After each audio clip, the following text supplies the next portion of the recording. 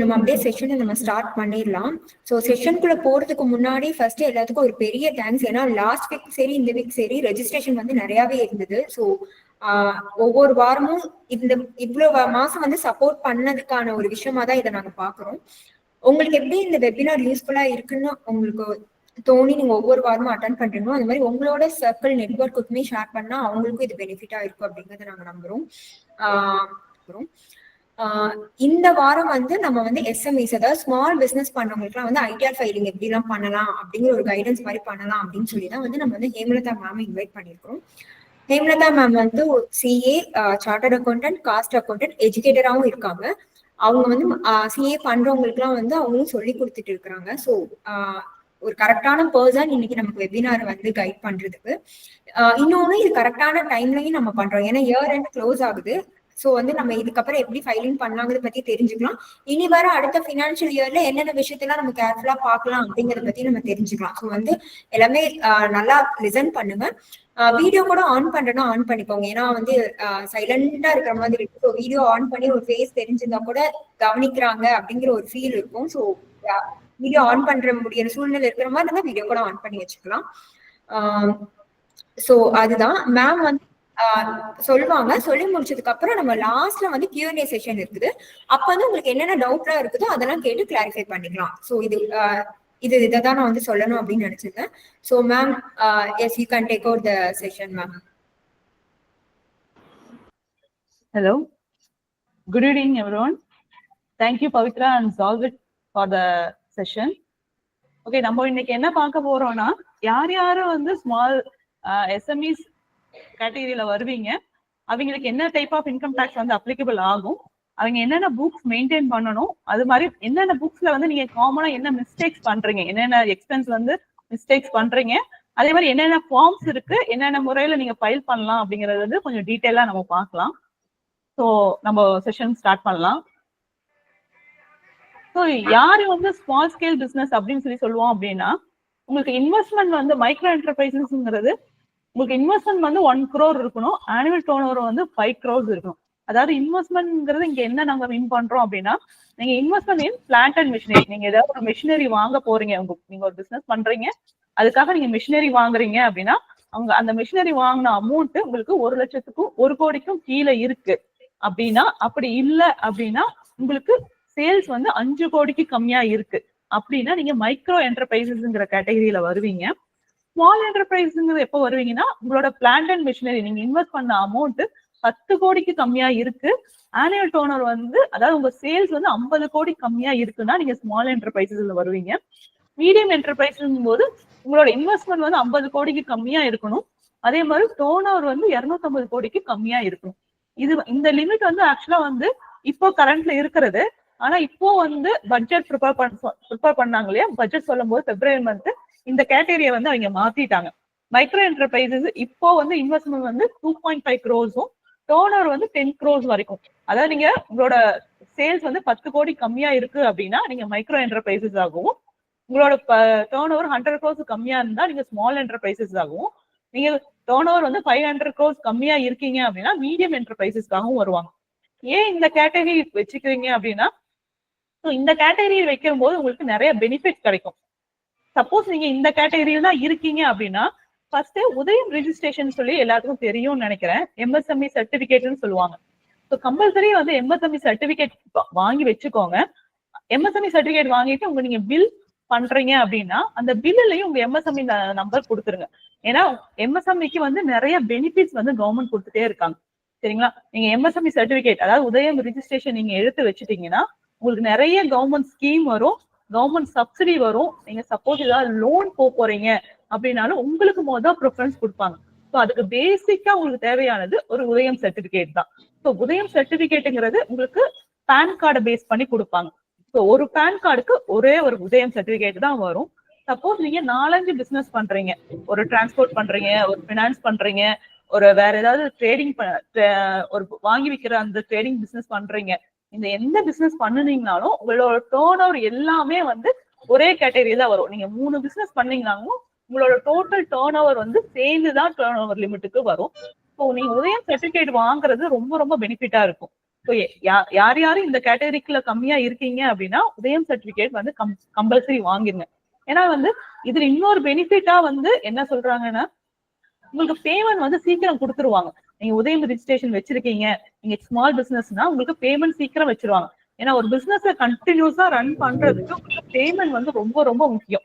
ஒருத்தங்க வந்து கிரெடிட்டுக்கு வாங்கிட்டு போறாங்க, ஒரு 50 நாள் 60 நாள் உங்களுக்கு பேமெண்ட் கட்டல கொடுக்கல அப்படின்னா உங்களால மறுபடியும் பர்ச்சேஸ் பண்ணி மறுபடியும் உங்களால சேல்ஸ் பண்ணவே முடியாது. அதனால இந்த இதில் எல்லாத்தையுமே வந்து ப்ரொடெக்ட் பண்றதுக்காக தான் எம்எஸ்எம்இ சர்டிபிகேட்டை அவங்க கொண்டு வந்தாங்க. ஸோ யார் யாருக்கு பிசினஸ் ஸ்டார்ட் பண்ணணும், சின்ன லெவல்ல தான் நான் பிசினஸ் ஸ்டார்ட் பண்றேன் அப்படின்னு சொல்லி சொன்னீங்கன்னா கண்டிப்பா உதயம் ரெஜிஸ்ட்ரேஷன் சர்டிபிகேட் வாங்கிக்கோங்க. ஏன்னா இது ரொம்ப ரொம்ப ஹெல்ப்ஃபுல்லா இருக்கும். ஓகேங்களா? ஓகே, இப்ப நான் பிசினஸ் ஆரம்பிச்சிட்டேன், நான் உதயம் ரெஜிஸ்ட்ரேஷன் சர்டிபிகேட்டுமே நான் வாங்கிட்டேன். அடுத்து நான் என்ன பண்ணணும், எதுக்காக வந்து நான் இன்கம் டேக்ஸ் ரிட்டர்ன் முதல்ல ஃபைல் பண்ணணும், நான் இன்கம் ரிட்டர்ன் ஃபைல் பண்ணலைன்னா என்ன ஆகும் அப்படிங்கிற கேள்வி வரும். ஸோ இன்கம் டேக்ஸ் ரிட்டர்ன் எதுக்காக ஃபைல் பண்றீங்கன்னா, சப்போஸ் நீங்க லோனுக்கு போக போறீங்க அப்படின்னா பேங்க்ல போனோடனே ஃபர்ஸ்ட் எடுக்கிற கேள்வி நீங்க ரிட்டர்ன் ஃபைல் பண்ணீங்களா, இன்கம் டேக்ஸ் ரிட்டர்ன் ஃபைல் பண்ணிட்டீங்களா இல்லையா, அதுதான் ஃபர்ஸ்ட் எடுத்தனே கேள்வி. அதுவும் லாஸ்ட் 3 இயர்ஸ் ஃபைல் பண்ணீங்களான்னு கேட்பாங்க. லாஸ்ட் இயர் தான் நான் பண்ணினேன் அப்படின்னா கூட ஒத்துக்க மாட்டாங்க. லாஸ்ட் 3 இயர்ஸ் நீங்க பண்ணீங்கன்னாதான் ஒரு நேஷனலைஸ் பேங்கோ ஒரு பிரைவேட் பேங்க்குக்கோ போனீங்கன்னா முதல்ல கேள்வி கேட்கறது அதுதான், இன்கம் டேக்ஸ் ஃபைல் பண்ணிட்டீங்களா. ஸோ இந்த பர்பஸ்க்காக தான் மெயினா நம்ம எல்லா ஸ்மால் பிசினஸ் பண்றவங்களும் மெயினா வந்து ஃபைல் பண்றது, இன்கம் டேக்ஸ் ஃபைல் பண்றது வந்து லோன் ஃபெசிலிட்டிக்காக தான். அதுக்கப்புறம் ஆப்வியஸ்லி உங்களோட இன்கம் வந்து 2.5 லட்சத்தை கிராஸ் பண்ணும்போது நீங்க டிஃபால்ட்டா இன்கம் டேக்ஸ் ஃபைல் பண்ணி தான் ஆகும். இது வந்து கவர்மெண்டோட ரூல். ஸோ நீங்க கவர்மெண்ட் ரூல்காகவும் பண்றீங்க, அதே மாதிரி லோன் ஃபெசிலிட்டி உங்களுக்கு வேணும் அப்படிங்கறனால பண்றீங்க. சப்போஸ் நீங்க பிசினஸ் பண்ணும்போது உங்களுக்கு பேமெண்ட் யாராவது போட்டிருக்காங்க அப்படின்னா அப்போ வந்து டிடிஎஸ் புடிச்சிட்டு பேமெண்ட் பண்ணுவாங்க. ஸோ அப்படி பண்ணும்போது உங்களுக்கு ரீஃபண்ட் கிளைம் பண்ணணும்னாலும் நீங்க ரிட்டர்ன் ஃபைல் பண்ணாதான் பண்ண முடியும். ஸோ பேமெண்ட் பண்றவங்க என்ன சொல்லுவாங்க, நீங்க ரிட்டர்ன் ஃபைல் பண்ணுங்க சார், அந்த டிடிஎஸ் அமௌண்ட் உங்களுக்கு வந்துரும் சொல்லுவாங்க. ஆனா டிடிஎஸ் அமௌண்ட் நீங்க கிளைம் பண்ணணும் அப்படின்னாலும் நீங்க ரிட்டர்ன் ஃபைல் பண்ணி தான் ஆகணும். ஸோ ரிட்டர்ன் ஃபைல் பண்றது எதுக்காக பண்றோம், ஃபர்ஸ்ட் லீகல் கம்ப்ளைண்ட்ஸ்க்காக. ஏன்னா உங்களோட இன்கம் 2.5 லட்சத்தை தாண்டிருச்சு அப்படிங்கிறதுக்காக லீகல் கம்ப்ளைண்ட்ஸ்க்காக பாக்குறோம்.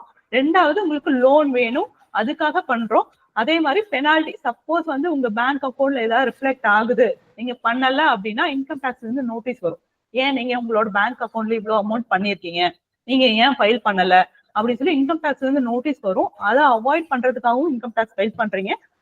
அதுக்கப்புறம் 4வது பாயிண்ட் ரொம்ப முக்கியமானது, உங்களுக்கு வர வேண்டிய அமௌண்ட் இன்கம் டேக்ஸ்ல இருக்கு, அதை நீங்க திரும்பி கிளைம் பண்றதுக்காகவும் நீங்க ஃபைல் பண்றீங்க. இந்த 4-5 ரீசனுக்காக தான் நீங்க இன்கம் டேக்ஸே ஃபைல் பண்ணணும். சரிங்களா? ஓகே, இப்போ ஸ்மால் பிசினஸ் பண்றவங்க என்னென்ன டைப் ஆஃப் பிசினஸ் பண்றாங்க அப்படின்னு நம்ம பார்க்கலாம். First proprietorship. ப்ரொப்ரைட்டர்ஷிப்னா நீங்க மட்டும்தான் இண்டிவிஜுவலா இருப்பீங்க, நீங்க தான் பிசினஸ் பண்ணுவீங்க, உங்களோட இன்கம் எக்ஸ்பென்ஸ் எல்லாமே நீங்க மட்டும்தான் பண்ணுவீங்க. ஸோ வேற யாரும் ரெஸ்பான்சிபிலிட்டி கிடையாது, நீங்க மட்டும்தான் ஓன் ரெஸ்பான்சிபிலிட்டி. ஸோ நீங்க மட்டும்தான் பிசினஸ் ரன் பண்றீங்க, அப்படிங்க ப்ரொப்ரைட்டர்ஷிப்ல வருவாங்க. பார்ட்னர்ஷிப் அப்படின்னா பார்ட்னர்ஷிப்ல 2-3 பேர் சேர்ந்து நாங்க பிசினஸ் பண்ண போறோம், 2-3 பேரும் சேர்ந்து கேபிட்டல் போட போறோம், எக்ஸ்பென்சஸ் முடிவுகள் எல்லாமே வந்து நாங்க 2-3 பேர் சேர்ந்து பண்றோம் அப்படின்னா நீங்க பார்ட்னர்ஷிப்குள்ள வந்துருவீங்க. அதே மாதிரி எல்எல்பிங்கிறது இதுவும் ஒரு கைண்ட் ஆஃப் பார்ட்னர்ஷிப் தான், ஆனா வந்து இது ரொம்ப லீகலா இருக்கும். எல்எல்பிங்கும் போது உங்களுக்கு லீகலா வந்துடும். அதுக்கு அடுத்த ஸ்டெப் நீங்க கம்பெனியா ஃபார்ம் பண்ணிக்கிறது. ஸோ இண்டிவிஜுவலுக்கு பார்ட்னர்ஷிப் எல்எல்பிக்கு இதுக்கெல்லாம் என்ன வித்தியாசம், ஏன் வந்து இது மாதிரி வித்தியாசமா பண்றோம் அப்படின்னா, இண்டிவிஜுவலா நீங்க பண்றீங்க போது உங்களுக்கு கேபிட்டலோட ரிசோர்ஸ் வந்து ரொம்ப கம்மியா தான் இருக்கும். ஸோ உங்களால கொஞ்சம் தான் அமௌண்ட் கொண்டு வர முடியும். அதே நீங்க பார்ட்னர்ஷிப் லெவலுக்கு போனீங்க அப்படின்னா உங்களால கேபிட்டல் வந்து இன்னும் கொஞ்சம் அதிகமா கொண்டு வர முடியும், மேனேஜும் பெட்டரா பண்ண முடியும். அதுக்கப்புறம் எல்எல்பி போனீங்கன்னா இன்னும் நல்லா பெட்டரா பண்ணுவீங்க. கம்பெனி போகும்போது இன்னும் நிறைய பேர் வந்து உள்ள வருவாங்க, உங்களுக்கு நிறைய கேபிட்டல் வரும், நிறைய இன்வெஸ்ட்மெண்ட்ஸ் வரும், நிறைய வரும், நிறைய கான்டாக்ட்ஸ் வரும். ஸோ உங்களுக்கு பிசினஸ் வந்து ரொம்ப பெருசா போகும். ஸோ ஃபர்ஸ்ட் ஸ்டார்ட் பண்ணும்போது இண்டிவிஜுவலா ஸ்டார்ட் பண்ணுங்க, கொஞ்சம் க்ரோத் ஆக பார்ட்னர்ஷிப்பா மாத்துங்க, அதுக்கப்புறம் கம்பெனியா மாத்திக்கோங்க. இப்ப பார்ட்னர்ஷிப் பொறுத்த வரைக்கும் டாக்ஸ் ரேட்னு பார்க்கும்போது நம்மளுக்கு ஸ்லாப் ரேட் வரும். அதாவது 3 லட்சம் வரைக்கும் உங்களுக்கு டாக்ஸ் ஃப்ரீ, 3ல இருந்து 6 லட்சம் வரைக்கும் 5%, 6ல இருந்து 9% அப்படிங்கிற மாதிரி ஸ்லாபா வரும். ஒவ்வொரு ஸ்லாப் ஏறும் போதும் உங்களுக்கு ரேட் வரும், அந்த ரேட் பொறுத்து தான் நீங்க டாக்ஸ் பே பண்ணுவீங்க. பார்ட்னர்ஷிப்பை பொறுத்த வரைக்கும் உங்களுக்கு 100 ரூபாய் வந்துச்சுன்னா பிளாட்டா 30% டாக்ஸ் கட்டணும். ரூபாய் அப்படின்னா நீங்க டாக்ஸ் 30 ரூபாய் கட்டியே ஆகணும்.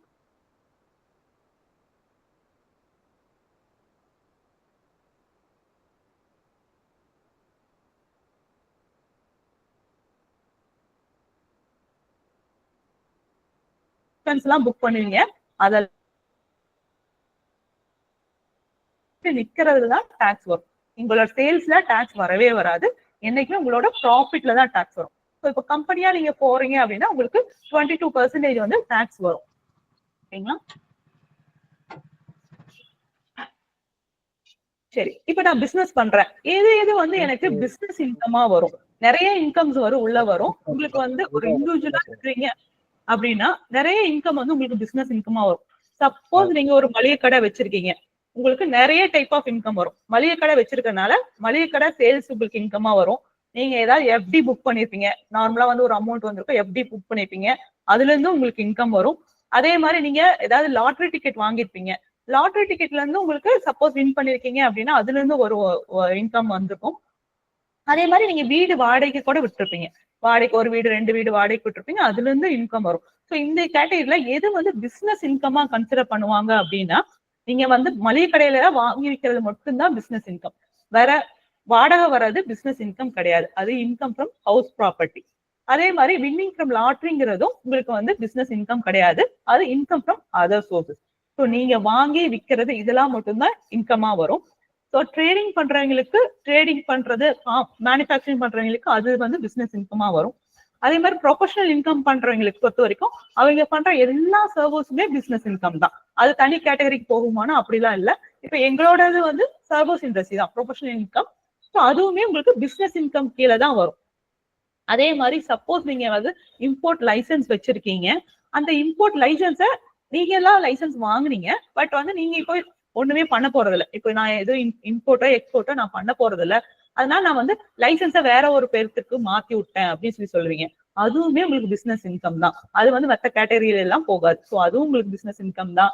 சப்போஸ் அதே மாதிரி நீங்க ஒரு மார்க்கெட்டிங் இதுல இருக்கீங்க, உங்களுக்கு நீங்க நல்லா பண்ணிருக்கீங்க, ஸோ வந்து நீங்க ஒரு டார்கெட் வந்து அச்சீவ் பண்ணிருக்கீங்கன்னு சொல்லிட்டு உங்களுக்கு ஒரு மெடிக்கல் இண்டஸ்ட்ரியில இருந்து ஒரு கார் ப்ரெசென்ட் பண்றாங்க அப்படின்னு சொன்னா அந்த காருமே உங்களுக்கு பிசினஸ் இன்கம் கீழே தான் வரும். அது வந்து வேற கேட்டகரி எல்லாம் போகாது. ஏன்னா உங்களோட பிசினஸ்க்காக தான் அந்த காரோ ஒரு கிஃப்ட்ஸோ ஏதோ ஒரு கோல்ட் காயினோ நீங்க டார்கெட் அச்சீவ் பண்ணீங்கன்னு உங்களுக்கு ஒரு கோல்ட் காயினோ ஒரு காரோ ஏதோ ஒன்று ப்ரெசென்ட் பண்ணுவாங்க.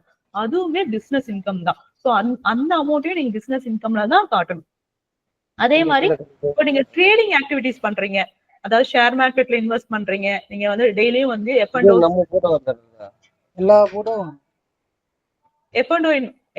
இன்வெஸ்ட் பண்றீங்க, அது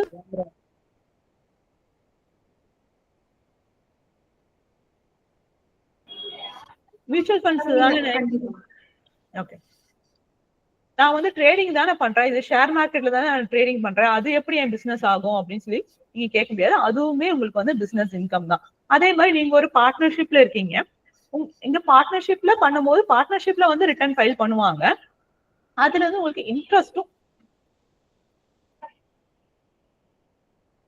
ஹலோ மேம் கேக்குது, சொல்லுங்க, பேசுறாங்க. ஓகே, ஸோ நீங்க ஒரு பார்ட்னர்ஷிப்ல இருக்கீங்க, அங்கேயும் நீங்க பார்ட்னர்ஷிப் இருக்கனால உங்களுக்கு பார்ட்னர்ஷிப் ரெமுனரேஷன் கொடுப்பாங்க. அதே மாதிரி நீங்க கேபிட்டல் போடுறதுக்கு பார்ட்னர்ஷிப் இன்ட்ரெஸ்டும் பே பண்ணுவாங்க. அதுவுமே பிசினஸ் இன்கம் தான். ஸோ அது வந்து எனக்கு பார்ட்னர்ஷிப்ல இருந்து வருது, அதனால அது வேற கேட்டகரியில போகும் அப்படிங்கிறதுலாம் இல்லை.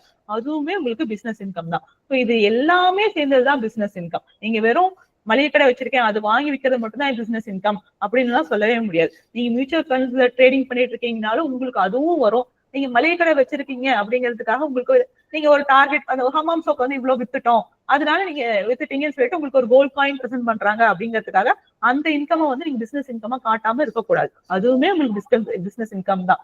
ஓகேங்களா? பிசினஸ் இன்கம்ங்கிறது இது எல்லாமே சேர்ந்ததுதான் பிசினஸ் இன்கம். ஓகே, இப்ப பிசினஸ் இன்கம் வந்துருச்சு. இப்ப நான் வந்து பிசினஸ் ஸ்டார்ட் பண்ணிட்டேன்.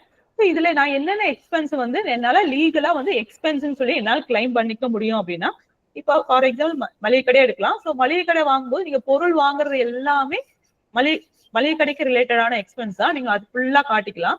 ஸோ அதுக்கு நீங்க ரெண்ட் பே பண்ணுவீங்க. நீங்க மளிகை கடை நடத்துறீங்கன்னா அதுக்கு நீங்க ரெண்ட் கட்டுவீங்க, அதுவுமே அலோவபிள் எக்ஸ்பென்ஸ் தான். அதுக்கு இபி கட்டுவீங்க, அதுவுமே அலோவபிள் எக்ஸ்பென்ஸ் தான். இன்சூரன்ஸ் பே பண்ணுவீங்க, ஏன்னா ஸ்டாக் இருக்கனால ஸ்டாக்கு இன்சூரன்ஸ் பே பண்ணுவீங்க, அதுவுமே அலோவபிள் எக்ஸ்பெண்டிச்சர் தான்.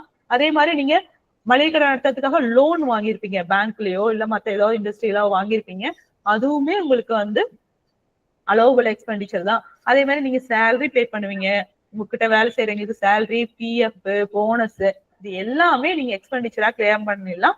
அதே மாதிரி சப்போஸ் கடன் வரல அப்படிங்கிற பட்சத்துல சில அமௌண்ட் நீங்க கிரெடிட்ல சேல்ஸ் பண்ணிருப்பீங்க, அந்த அமௌண்ட் நீங்க திரும்பி வாங்க முடியாத ஒரு சுச்சுவேஷன் வந்திருக்கலாம். அப்படி வரும்போது நீங்க பேட் டெட் போடுவீங்க, அதாவது அந்த கடன் இனிமே வாரா கடனா மாறிடும், அந்த கடன் இனிமே எனக்கு வரவே வராது, அதையும் நீங்க எக்ஸ்பென்ஸா கிளைம் பண்ணிக்கலாம்னா எக்ஸ்பென்ஸா கிளைம் பண்ணிக்கலாம். ஆனா எக்ஸ்பென்ஸா கிளைம் பண்ணும்போது நீங்க பார்க்க வேண்டியது, நீங்க அதுக்கு ப்ராப்பரா என்ன பண்ணுனீங்க, அந்த கடனை வசூலிக்க நீங்க என்னென்ன ப்ராப்பரா பண்ணுனீங்கிற ப்ராசஸும் நம்ம ப்ரூவ் பண்ற மாதிரி இருக்கும். சப்போஸ் அவருக்கு எத்தனை நோட்டீஸ் கொடுத்தீங்க, எத்தனை வாட்டி நீங்க அவரை போய் கேட்டீங்க, இது எல்லாமே வந்து கேட்பாங்க. ஸோ அதெல்லாம் நீங்க ப்ரூவ் பண்ணீங்கன்னா சப்போஸ் அந்த அமௌண்ட் வரலைன்னா கூட நீங்க அந்த அமௌண்ட்டையும் வந்து நீங்க எக்ஸ்பென்ஸா எழுதிக்கலாம். அதே மாதிரி உங்களுக்கு மளிகை கடையிலும் போது உங்களுக்கு நிறைய சிஸ்டம் வச்சிருப்பீங்க, ஏசி வச்சிருப்பீங்க, இது எல்லாத்துக்கும் டெப்ரிசியேஷன் சொல்லிட்டு ஒரு அமௌண்ட்டும் நீங்க வந்து எக்ஸ்பென்ஸா கிளைம் பண்ணிக்கலாம். இது எல்லாமே லீகல் எக்ஸ்பென்ஸ் தான். ஸோ நீங்க இந்த எக்ஸ்பென்ஸ்ல இந்த வருஷம் நான் பண்றேங்க, எனக்கு இந்த மளிகை கடையில இன்கம் வந்துச்சு, நான் இந்த இந்த செலவெல்லாம் நான் பண்ணினேன் அப்படின்னா ஓகே, நீங்க அந்த 100 ரூபாய் வருமானம் வந்துச்சு, நீங்க 70 ரூபாய் இந்த எக்ஸ்பென்ஸ் எல்லாம் பண்ணீங்கன்னா உங்களோட ப்ராஃபிட் வெறும் 30 ரூபாய் தான். இது எல்லாமே கவர்மெண்ட்ல லீகலா அலோவ் பண்ற எக்ஸ்பென்ஸ். ஓகே, இப்போ நம்ம அலோவபிள் எக்ஸ்பென்ஸ் பார்த்தோம். அப்ப சில எக்ஸ்பென்ஸ் எல்லாம் வந்து கண்டிப்பா கவர்மெண்ட் அலோவ் பண்ணாத சில எக்ஸ்பென்ஸ் தான் இருக்கும். அதெல்லாம் என்னென்ன எக்ஸ்பென்ஸ் பார்த்தோம்னா, சப்போஸ் நீங்க கேஷ் பேமெண்ட் பண்றீங்க, ஒருத்தருக்கு நீங்க வந்து ரெண்ட் பே பண்றீங்கன்னு வச்சுக்கலாம். ரெண்ட் வந்து எல்லாத்துக்குமே தெரியும். ஸோ சப்போஸ் நீங்க ரெண்ட் பே பண்றீங்க, உங்களுக்கு வாடகைன்னு பார்த்தா இந்த இந்த இடத்துக்கு வாடகை 24,000 வருதுன்னு வச்சுக்கலாம். 24,000 வாடகை கொடுக்கும்போது நீங்க கேஷ்ல பேமெண்ட் பண்ணவே முடியாது. இப்போ 24,000 நீங்க கேஷ் பேமெண்ட் பண்ணிட்டீங்கன்னா அந்த எக்ஸ்பென்ஸை அலோவே பண்ண மாட்டாங்க. இப்போ 100 ரூபாய் உங்களுக்கு வந்து இன்கம் வந்துச்சு, நீங்க அதுல வந்து 24,000 நீங்க கட்டணும். ஸோ 24,000 நீங்க கேஷ் பேமெண்ட் மேக் பண்றீங்க, அதாவது வந்து ஒரே நாள்ல அந்த ஓனருக்கு 24,000 கேஷ் பண்ணீங்கன்னா அந்த எக்ஸ்பென்ஸை நீங்க கிளைம் பண்ணவே முடியாது, அது மறுபடியும் ப்ராஃபிட்ல ஆட் ஆயிரும். ஏன்னா வந்து ஒரு நாளைக்கு ஒரு பர்சனுக்கு 10,000 ரூபாய்க்கு மேல நீங்க கேஷே பே பண்ணக்கூடாது. அதனால நீங்க வந்து சப்போஸ் கேஷ் பே பண்ணீங்க அப்படின்னா அந்த எக்ஸ்பெண்டிச்சர் அலோவபிள் எக்ஸ்பெண்டிச்சராகவே ஆகாது. ஒரே நிமிஷம்.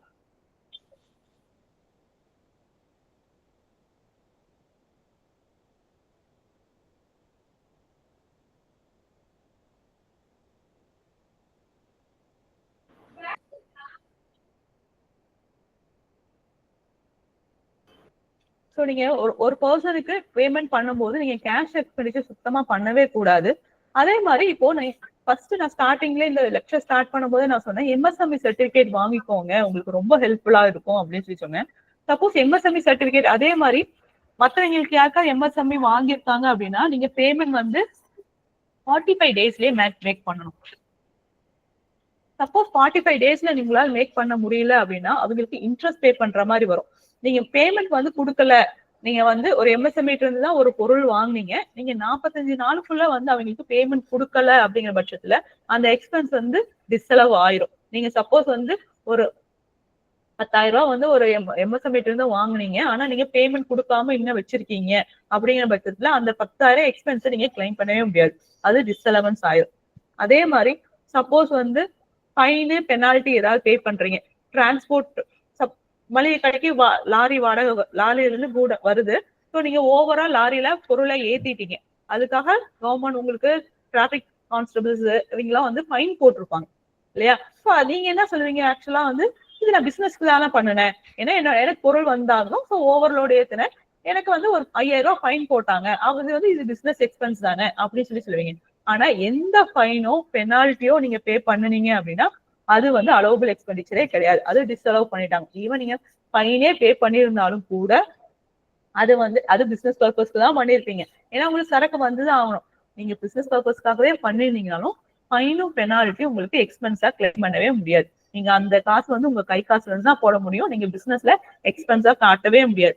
அதே மாதிரி முனிசிபல் டாக்ஸ் வந்து இப்ப நீங்க சொந்தமா கடை வச்சிருக்கீங்கன்னா அதுக்கு முனிசிபல் டாக்ஸ் கட்டிருப்பீங்க, அதெல்லாமும் உங்களால கிளைம் பண்ணிக்க முடியாது.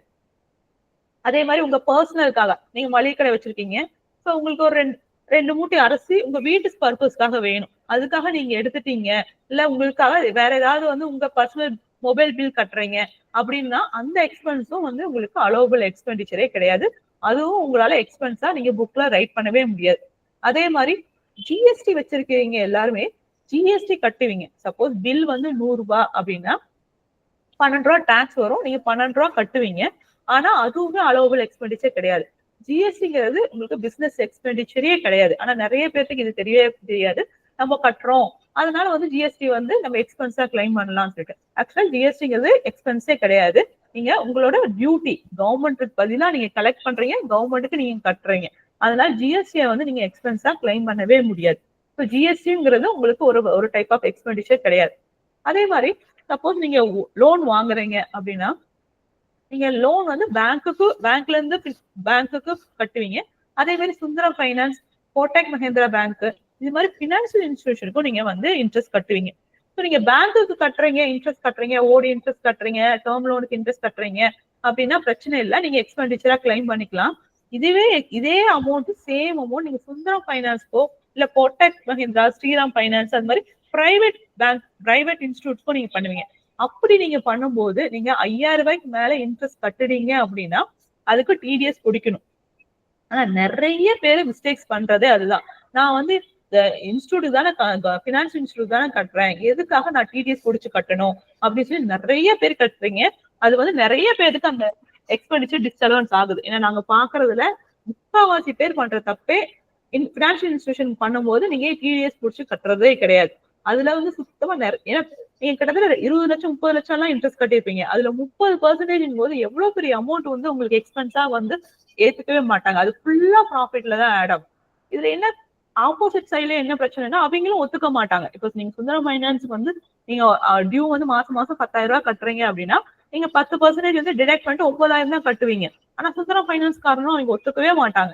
நீங்க 10,000 ரூபாய் டியூன்னா எனக்கு 10,000 ரூபாய் நீங்க கட்டணும், நீங்க எப்படி அப்படி பிரிச்சு கட்டலாம் அப்படின்னு சொல்லி பெனால்ட்டியும் போடுவாங்க.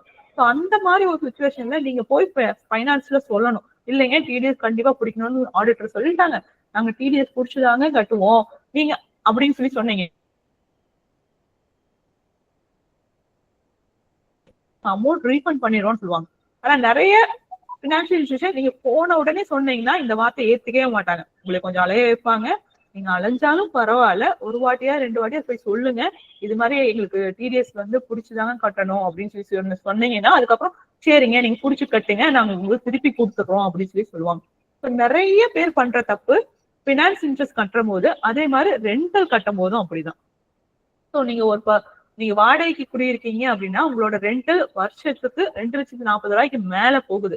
சப்போஸ் வருஷம் நீங்க ரெண்ட் 3 லட்சம் கட்டுறீங்கன்னா நீங்க அதுக்கும் டிடிஎஸ் பிடிச்சி கட்டணும். ஸோ காமனா நாங்க பாக்குறது இந்த மாதிரி ஃபைனான்ஸ் இன்ஸ்டிடியூஷனுக்கு நீங்க பண்ணும்போது டிடிஎஸ் பிடிச்சி கட்டுறது இல்லை, அதே மாதிரி ரெண்டுக்கும் நீங்க டிடிஎஸ் பிடிச்சி கட்டுறதே இல்லை.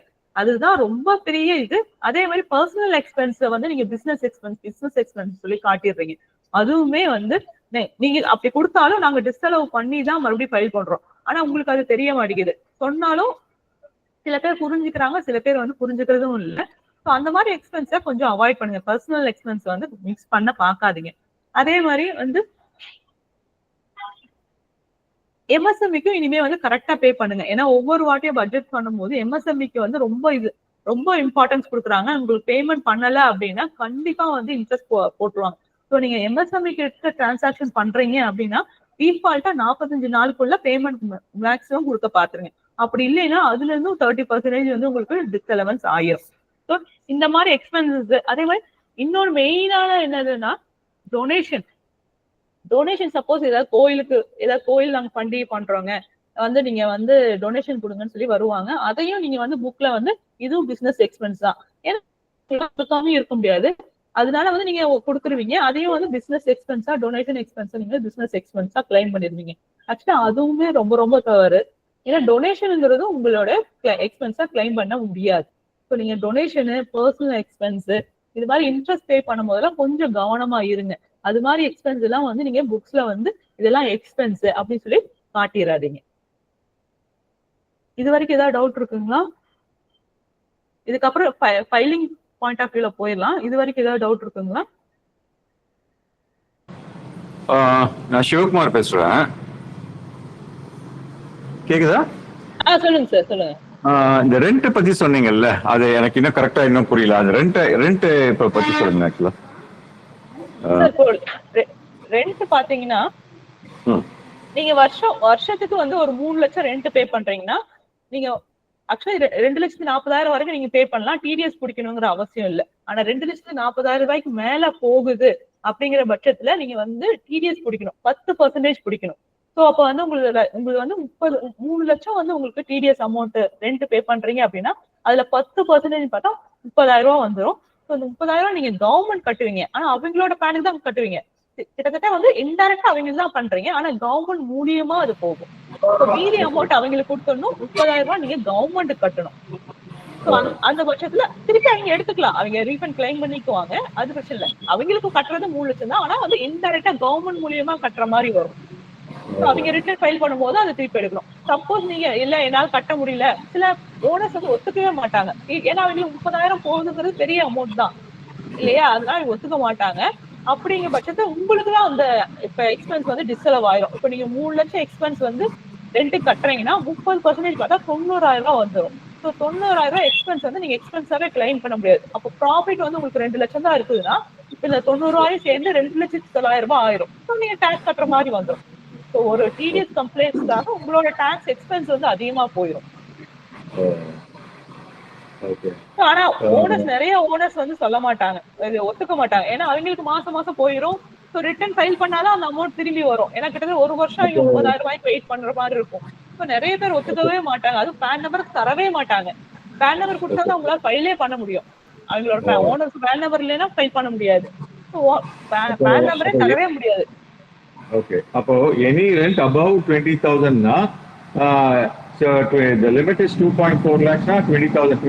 25,000, 30,000 rent na, அந்த இதுக்கு நம்ம கண்டிப்பா டிடிஎஸ் பே பண்ணி தான் ஆகணும் இல்ல? ஆமா ஆமா. Okay okay okay okay, thank you. Hello, சொல்லுங்க மேம்.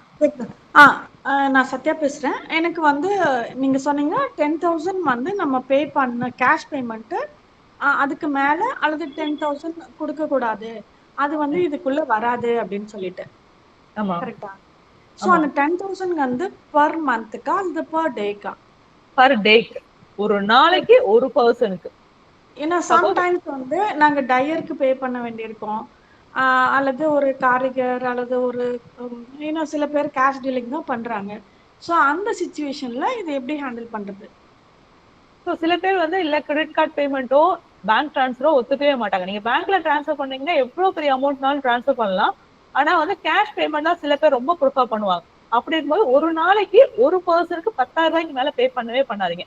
நீங்க அவங்களுக்கு மொத்தமா ஒரு 50,000 பே பண்ணணும், இல்ல 1 லட்சம் நீங்க பே பண்ணணும்னா ஒரு நாளைக்கு 10 ரூபா 10 ரூபா 10 நாள் பிரிச்சு கொடுத்துருங்க. இல்ல உங்களுக்கு எவ்வளவு பெரிய அமௌண்டா இருந்தாலும் ஒரு நாளைக்கு 10 ரூபா தான் ஒரு பர்சனுக்கு. ஒரு பர்சன் 10 ரூபா தான் கொடுக்கணும், அதுக்கு மேல கொடுக்க கூடாது. ஓகே, ஒரு பர்சனுக்கு தான். ஏன்னா நம்ம 10,000 வந்து நிறைய பேருக்கு டிவைட் பண்ணி பே பண்ணலாம் இல்லையா? பண்ணலாம். டயருக்கு இவ்வளவு பைசா அல்லது நம்ம மாஸ்டருக்கு இவ்வளவு பைசா அல்லது அந்த மாதிரி டிவைட் பண்ணி கொடுக்கலாம் இல்லையா? பண்ணலாம். ஒரு நாளைக்கு ஒரு பர்சனுக்கு தான் 10,000. ஸோ உங்களுக்கு நிறைய பேர் உங்களுக்கு டெய்லி கூலியில தான் வந்து ஒர்க் பண்றாங்க அப்படிங்கிற பட்சத்துல நீங்க ஒவ்வொருத்தருக்கும் 10,000 பே பண்ணலாம். 10,000 ஒரு ரூபா தான் நீங்க பே பண்ணக்கூடாது. எக்ஸாக்ட் 10,000 ரூபாய் பே பண்ணலாம். Okay, thank you. Ma'am, this is Saraswathi. இப்போ நீங்க வந்துட்டு ரெண்ட் பேசிஸ்ல சொன்னீங்கல்ல, அது வந்து நம்ம எவ்ரி மந்த் தான் ரெண்ட் போடுறோம். சோ அப்போ எவ்ரி மந்த் ரெண்ட்ல வந்து நம்ம டிடெக்ட் பண்ணிக்கணுமா? ஆமா, எவ்ரி மந்த் நீங்க டிடெக்ட் பண்ணிட்டு அடுத்த மாசம் 7ஆம் தேதிக்குள்ள நீங்க கவர்மெண்ட் கட்டணும். சோ ரெண்ட் நீங்க போடும்போது இப்போ உங்களோட டேர்ம்ஸ் வந்து இந்த மந்த்துக்கு 30ஆம் தேதி நீங்க ரெண்ட் பே பண்ணுவீங்க அப்படின்னா உங்களோட ரெண்ட் வந்து 30,000 மாசம் கட்டுறீங்கன்னா 27,000 ரூபாய் வந்து நீங்க அவங்களுக்கு பேமெண்ட் 30ஆம் தேதியே டிரான்ஸ்ஃபர் பண்ணிடலாம். மீதி இருக்க அந்த 3,000 ரூபாய் அடுத்த 7 நாளுக்குள்ள நீங்க கவர்மெண்ட் கொடுக்கணும். ஓகேங்க மேம்.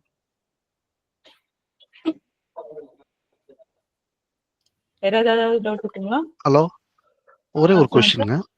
சொல்லுங்க சார். ஒரு எம்எஸ்சி வச்சுட்டு 2-3 பிசினஸ் பண்ணலாமா, அல்லது பண்ணலாம் சார். ஒரு பிசினஸ்க்கு ஒரு எம்எஸ்எம்இ வாங்கணுமா?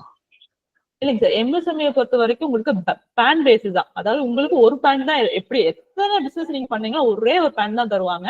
ஸோ எம்எஸ்எம்இ ஒரே ஒரு பேனுக்கு தான் கிடைக்கும். எம்எஸ்எம்இ நீங்க கொடுக்கும் போதே கம்பல்சரி பேன் பேஸ் பண்ணி தான் கொடுப்பாங்க. ஸோ நீங்க 4-5 பிசினஸ் பண்றீங்க, 5-6 பிசினஸ் 10 பிசினஸ் பண்றீங்கன்னா கூட உங்களுக்கு எம்எஸ்எம்இ ஒரே ஒரு இதுதான். அதே மாதிரி உங்களுக்கு 10 பிசினஸ் இன்கமும் சேர்ந்துதான் டோட்டல் கவுண்ட்டும் வரும். ஒரு பிசினஸ் கவுண்ட் மட்டும் காட்டக்கூடாது. நீங்க 10 பிசினஸ் பண்றீங்கன்னா 10 பிசினஸோட சேல்ஸும் சேர்ந்துதான் வந்து எம்எஸ்எம்இ ரெஜிஸ்ட்ரேஷனுக்கு வரும். ஸோ நீங்க வந்து எத்தனை பிசினஸ் பண்ணாலும் ஒரே ஒரு எம்எஸ்எம்இ தான் எடுக்க முடியும். எம்எஸ்எம்இ மல்டிபிள் எம்எஸ்எம்இ உங்களால எடுக்கவே முடியாது. எடுக்க முடியாது. ஆனா ஒரு ரெண்டு ப்ரொப்ரைட்டரி பார்ட் கன்சர்னா இருந்துச்சுன்னா 2 எம்எஸ்எம்இ எடுக்கலாம். அப்ப டிஃபரெண்ட் இப்போ நீங்க பார்ட்னர்ஷிப்னு போயிட்டீங்கன்னாவே உங்களுக்கு பார்ட்னர்ஷிப் தனி பேன் கார்டு வந்துரும் சார். ஸோ உங்களுக்கு பேன் கார்டே வந்து புதுசா வந்துருச்சு அப்படிங்கிற பட்சம் நீங்க அந்த பேன் கார்டுக்கு நீங்க ஒரு எம்எஸ்எம்இ எடுத்துக்கலாம். அப்படி எடுக்கலாம். நீங்க பார்ட்னர்ஷிப் வச்சிருக்கீங்க, 4-5 பார்ட்னர்ஷிப் வச்சிருக்கீங்கன்னா நீங்க ஒவ்வொரு பார்ட்னர்ஷிப் போகும்போது உங்களுக்கு ஒவ்வொரு பேன் கார்டு அலாட் ஆயிரும். ஸோ நீங்க ஒவ்வொரு பிசினஸுக்கும் ஒவ்வொரு பார்ட்னர்ஷிப்புக்கும் ஒவ்வொரு எம்எஸ்எம்இ எடுத்துக்கலாம். இண்டிவிஜுவலை பொறுத்த வரைக்கும் தான் உங்களுக்கு ஒரே ஒரு பேன் வரும். நீங்க பார்ட்னர்ஷிப் போயிட்டீங்க, எல்எல்பி போயிட்டீங்க, கம்பெனி போயிட்டீங்கன்னா உங்களுக்கு பேன் கார்டு ஒவ்வொரு பிசினஸ்க்கும் ஒவ்வொரு பேன் கார்டு ஆட் ஆயிரும். ஸோ பேன் கார்டு ஆட் ஆக நீங்க எம்எஸ்எம்இ ஒவ்வொன்றும் ஆட் பண்ணிக்கலாம். Okay, thank you very much madam.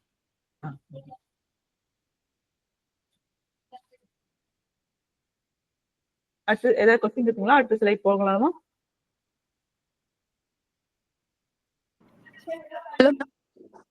சொல்லுங்க மேம். This is Mariswari.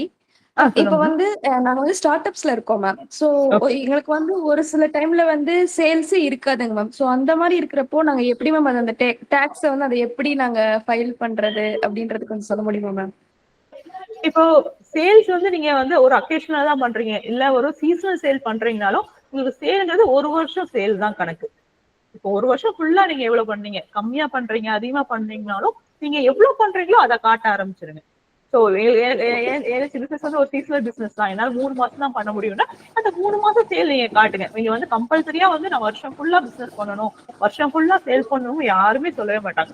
எப்பப்ப நீங்க எப்பப்ப பண்றீங்க, உங்களுக்கு சீசனல் தான் அப்படின்னா அந்த சீசனல் பண்ற சேல வந்து நீங்க வருஷத்துல காட்டுங்க. இவ்வளவுதான் எனக்கு இந்த வருஷமே ஆச்சு அப்படின்னு சொல்லி காட்டலாம். நீங்க 3 மாசம் ரன் பண்றீங்க, 3 மாசம் க்ளோஸ் பண்றீங்க, மறுபடியும் 3 மாசம் ஸ்டார்ட் பண்றீங்க, மறுபடியும் 3 மாசம் க்ளோஸ் பண்ணீங்கனாலும் அந்த 6 மாசம் சேல நீங்க 1 இயர் சேலா காட்டிக்கலாம். Okay ma'am. ஓகே, இப்போ அந்த ரா மெட்டீரியல் மெஷினரி எதுனாலும் சரி அதை வந்து நம்ம பர்ச்சேஸ்ல காட்டிட்டு நமக்கு சேல் ஆனது சேல்ல காட்டிட்டு இது பண்ணிடணும், அவ்வளவுதான். ஆமா, தேங்க்யூ. ஓகே, நீங்க சேல் வந்து உங்களுக்கு அக்கேஷனல் தான், ஆனா பர்ச்சேஸ் வருஷம் ஃபுல்லா நடக்கிறதுனால நீங்க காட்டிக்கலாம், ஒன்னும் பிரச்சனை இல்லை. வருஷம் ஃபுல்லா உங்களுக்கு எவ்வளவு பர்ச்சேஸ் வேணாலும் நீங்க பண்ணிக்கோங்க. சேல் உங்களுக்கு என்ன ஆகுதோ அதை வந்து கணக்குல காட்டிக்கலாம். Okay ma'am, thank you. ஓகேங்களா? அடுத்த ஸ்லைட் போகலாமா?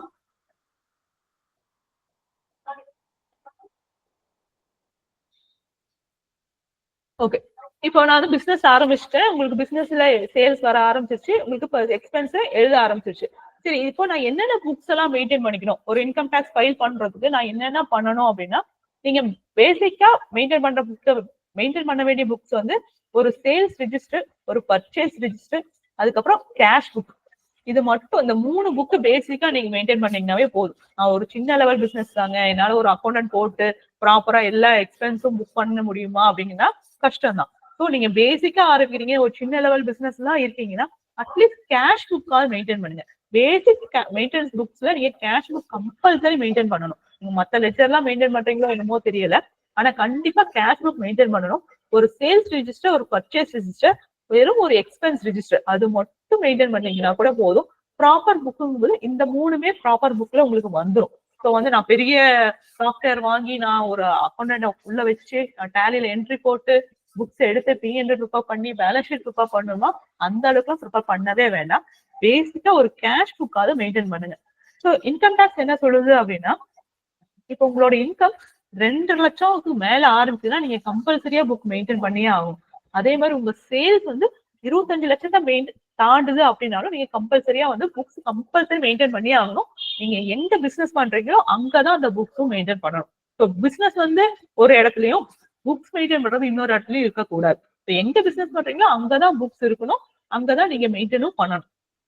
சப்போஸ் எனக்கு வந்து சேல்ஸ் வந்து 20 லட்சத்துக்கு கம்மியா தான் இருக்கு, நான் புக்ஸ் மெயின்டைன் பண்ணா தேவையில்லை. உங்களுக்கு சேல்ஸே வந்து 25 லட்சத்துக்கு கம்மியா தான் இருக்கு அப்படின்னா நீங்க எதுவுமே பண்ணது தேவையில்லை. வெறும் உங்களுக்கு பேங்க் ஸ்டேட்மெண்ட் மட்டும் போதும், உங்களுக்கு அதுவே சபிஷியன்டான பேங்க் ஸ்டேட் ஒரு புக்ஸா கன்சிடர் பண்ணிடுவாங்க. ஆனா நீங்க எப்போ வந்து 25 லட்சத்துக்கு மேல சேல் போகுது அப்படிங்கிற பட்சத்துல கம்பல்சரியா நீங்க புக் மெயின்டைன் பண்ணணும். அட்லீஸ்ட் கேஷ் புக்கும் ஒரு சேல் பர்ச்சேஸ் ரெஜிஸ்டராவது மெயின்டைன் பண்ணுங்க. ஓகேங்களா?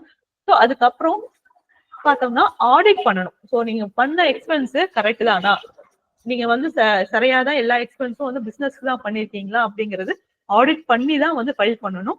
அந்த ஆடிட் ரெக்யர்மெண்ட் எப்படி வருது, எப்ப வரும்னா உங்களோட சேல் வந்து 1 கோடியை தாண்டுது அப்படின்னா தான் ஒரு ஆடிட்டர் புக்ஸ் நீங்க மெயின்டைன் பண்ண புக்ஸ் எல்லாத்தையும் கொண்டு போய் ஒரு ஆடிட்டர் கொடுத்துட்டு அந்த ஆடிட்டரை நீங்க சரியா இருக்கான்னு செக் பண்ணுங்கன்னு சொல்லி ஆடிட்டர் கொடுப்பீங்க.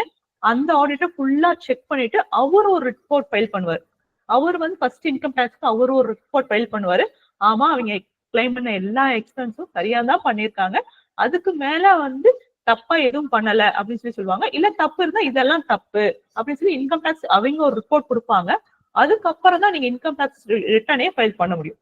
இந்த ரெக்யர்மெண்ட் எப்ப வரும், நீங்க ஆடிட்டர்ட்ட கம்பல்சரியா ஆடிட் பண்ணணும் அப்படின்னா உங்களோட சேல்ஸ் 1 கோடியை தாண்டி இருக்கு அப்படிங்கிற பட்சத்துல வரும். சப்போஸ் வந்து நீங்க எந்தவித கேஷ் டிரான்சாக்சனும் பண்ணல, நீங்க எல்லாமே வந்து டிஜிட்டல் பேமெண்ட் தான் பண்றீங்க, அதாவது உங்க சேல்ஸ் எல்லாமே கூகுள் பே தான் பண்றீங்க, அதே மாதிரி உங்க பர்ச்சேஸ் எல்லாமே கூகுள் பே தான் பண்றீங்க, உங்க சேலரி உங்க எக்ஸ்பென்ஸ் எல்லாமே நீங்க கூகுள் பே தான் பண்றீங்க, நீங்க கேஷ் வித்ட்ராவல பண்ணவே இல்லை, அதே மாதிரி கேஷ் டெபாசிட்னு சொல்லிட்டு உங்க அக்கௌண்ட்ல நீங்க எதுவுமே பண்ணலைன்னா இந்த 1 கோடி லிமிட் உங்களுக்கு 10 கோடி லிமிட்டா மாறிடும். அதாவது நீங்க எந்த கேஷ் டிரான்சாக்சனும் பண்ணல, எந்த கேஷ் சேல்ஸ் பண்ணல, எந்த கேஷ் டெபாசிட் பண்ணல அப்படின்னா நீங்க 10 கோடி ரூபாய் வரைக்கும் நீங்க சேல்ஸ் பண்ணதுக்கு அப்புறம் 10 கோடியை தாண்டிங்கனால ஆடிட்டர்ட்ட போயிட்டு ரிப்போர்ட்டை வாங்கணும். இல்ல நான் என் பிசினஸ்ல வந்து கேஷ் இன்வால்வ்மெண்ட் இருக்கும் அப்படின்னா உங்களோட லிமிட் வந்து 1 கோடியா குறைஞ்சிரும். ஸோ லிமிட் வந்து பொறுத்த வரைக்கும் நீங்க கேஷ்ல பண்றீங்களா இல்ல டிஜிட்டல் பேமெண்ட் போயிட்டீங்களா அது பொறுத்துதான். கேஷ் டிரான்சாக்சன் இன்வால்வ் ஆகுது அப்படின்னா 1 கோடியை தாண்டிச்சுனாவே நீங்க போய் ஆடிட்டர்ட்ட நீங்க அக்கௌண்ட் ஃபைல் பண்ண ஆரம்பிச்சிடணும். இல்ல நான் கேஷே பண்றதுல எல்லாமே ஜிபே கூகுள் பே எல்லாமே நெட் பேங்கிங் தான் பண்ணிட்டு இருக்கேன்னா நீங்க 10 கோடி வரைக்கும் ஆடிட்டர்ட்ட போய் ஆடிட் ஃபைல் பண்ணணுங்கிற அவசியமே எங்களுக்கு இல்லை. சப்போஸ் நீங்க ப்ரொஃபஷனலா இருக்கீங்க அப்படின்னா 50 லட்சத்தை தாண்டுற வரைக்கும் நீங்க ஆடிட்டர்ட்ட போகணும்னு அவசியம் இல்லை. 50 லட்சத்தை தாண்டிட்டீங்க அப்படிங்கிற பட்சத்துல ஆடிட்டர்ட்ட போய் புக் ஃபைல் பண்ணணும். சரிங்களா?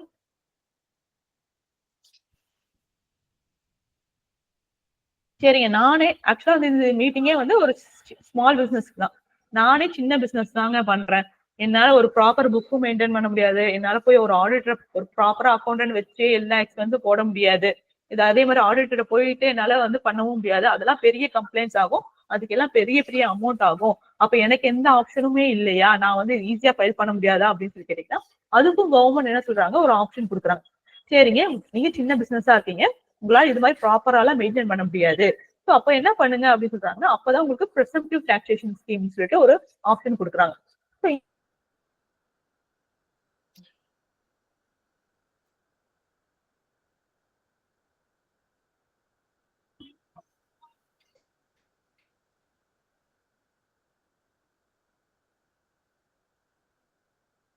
நீங்க என்ன பண்ணலாம்னா நீங்க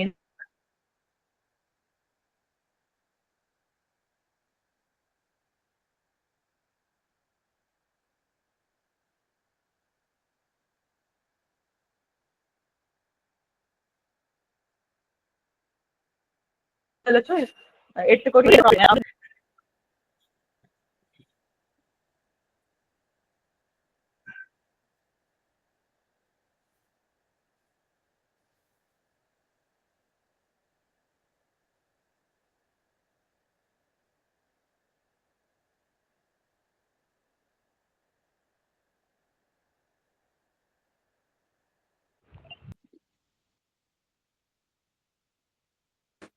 மேம் நீங்க பேசுறது கேட்கலங்க. வாய்ஸ் கேட்கல மேடம். மேம் கேக்குதுங்களா?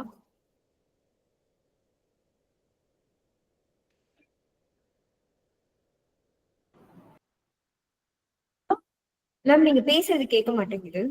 இப்போ இப்போ இப்போ ஓகேங்களா? இப்ப கேக்குது. இப்ப கேக்கு. ஸோ நானே ஸ்மால் பிசினஸ் என்னால இதெல்லாம் பண்ண முடியாது அப்படிங்கிற பட்சத்துல உங்களோட சேல் மட்டும் சொன்னா போதும். ஹலோ மேம் கேக்குது.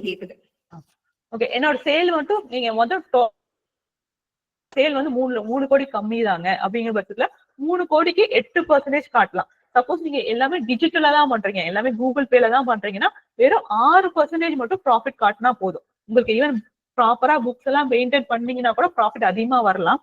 ஸோ மினிமம் நீங்க 8% காட்டணும். ஸோ நீங்க இதுல வந்து மேக்ஸிமம் நீங்க எவ்வளவு வேணா காட்டலாம். ஏன்னா ப்ராஃபிட் வந்து 8%ங்கிறது மினிமம். மேக்ஸிமம் நீங்க 50%, 70% கூட நீங்க ப்ராஃபிட் காட்டலாம். ஸோ அந்த பட்சத்துல நீங்க புக்ஸ் எதுவும் மெயின்டைன் பண்ண வேண்டாம், அக்கௌண்ட்ஸ் எதுவும் ஆடிட் எதுவும் ஃபைல் பண்ண வேண்டாம், எதுவுமே ஃபைல் பண்ணாம வெறும் டைரக்டா நீங்க வந்து இன்கம் டேக்ஸ் ரிட்டர்ன் ஃபைல் பண்ணலாம். இது வந்து 44ADங்கிறது ட்ரேடிங் பண்றவங்களுக்கு, 44ADAங்கிறது ப்ரொஃபஷனல் இன்கம் இருக்கவங்களுக்கு. எங்களுக்கும் இன்கம் வந்து 75 லட்சத்துக்கு கம்மியா தாங்க இருக்கு, எங்களுக்கு எந்த ஆப்ஷனும் இல்லையா, நீங்க 44ADல போலாம். நீங்களும் வந்து 75 50% வந்து நீங்க இன்கமா காட்டிட்டு ஃபைல் பண்ணலாம். அதே மாதிரி 44AEங்கிறது டிரான்ஸ்போர்ட் பிசினஸ்க்காக. நான் ஒரு சின்ன வண்டி வச்சிருக்கேங்க, ஒரு லாரி ஓட்டுறேன் அப்படின்னா நீங்க 10 லாரி வரைக்கும் வச்சிருக்க வரைக்கும் நீங்களா ஆடிட் பண்ண வேண்டாம். அப்படியே இதுதாங்க என்னோட இன்கம், அதுல இருந்து நான் ஒரு பர்சன்டேஜ் வந்து சேல்ஸ் வந்து காட்டுறேன் அப்படின்னு சொல்லி நீங்க காட்டிட்டு ஈஸியா முடிச்சுக்கலாம். ஸோ அப்படிங்கும்போது உங்களுக்கு எல்லாத்துக்குமே வந்து ஒரு ப்ராப்பர் அக்கௌண்டன்ட் மெயின்டைன் பண்ணணும், ஒரு ப்ராப்பர் புக்ஸ் மெயின்டைன் பண்ணணுங்கிற அவசியமே இல்லை. உங்களுக்கு சேல்ஸ் இவ்வளவு சொன்னீங்கன்னா அதுக்கு தகுந்தாப்புல உங்களுக்கு ரிட்டர்ன் ஃபைல் பண்ண ஆரம்பிச்சிடலாம்.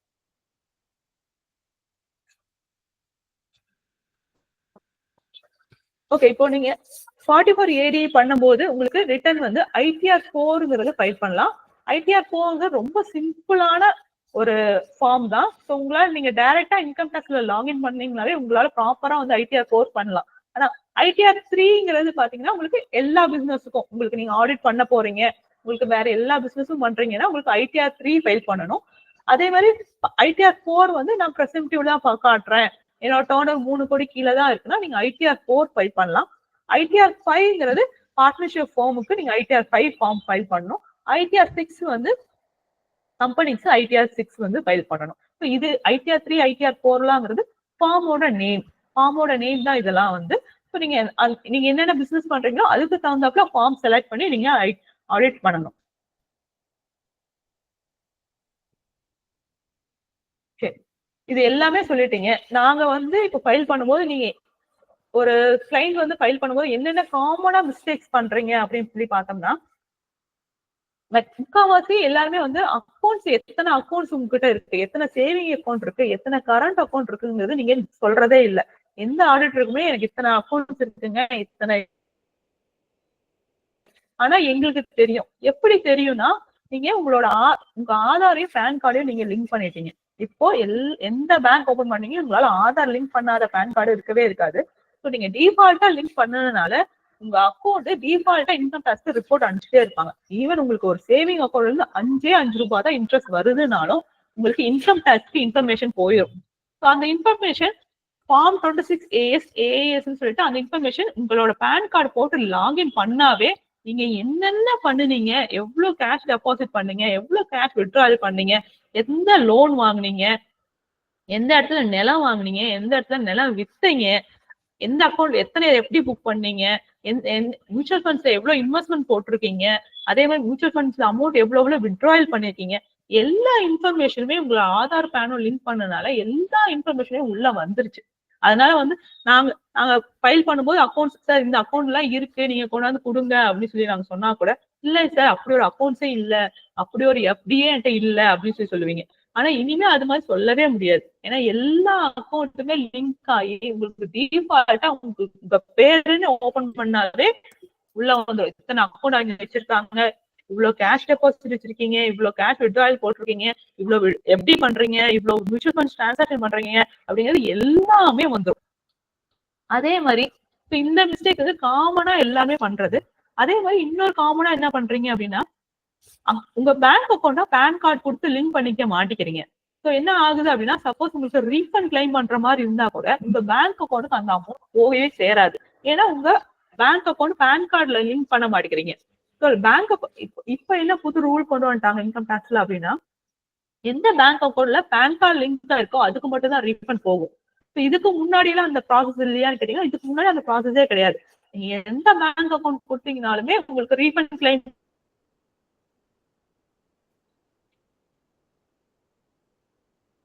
பண்றீங்கன்னா ஆட்டோமேட்டிக்கா மேம் கிளிட்ச் கேக்குது.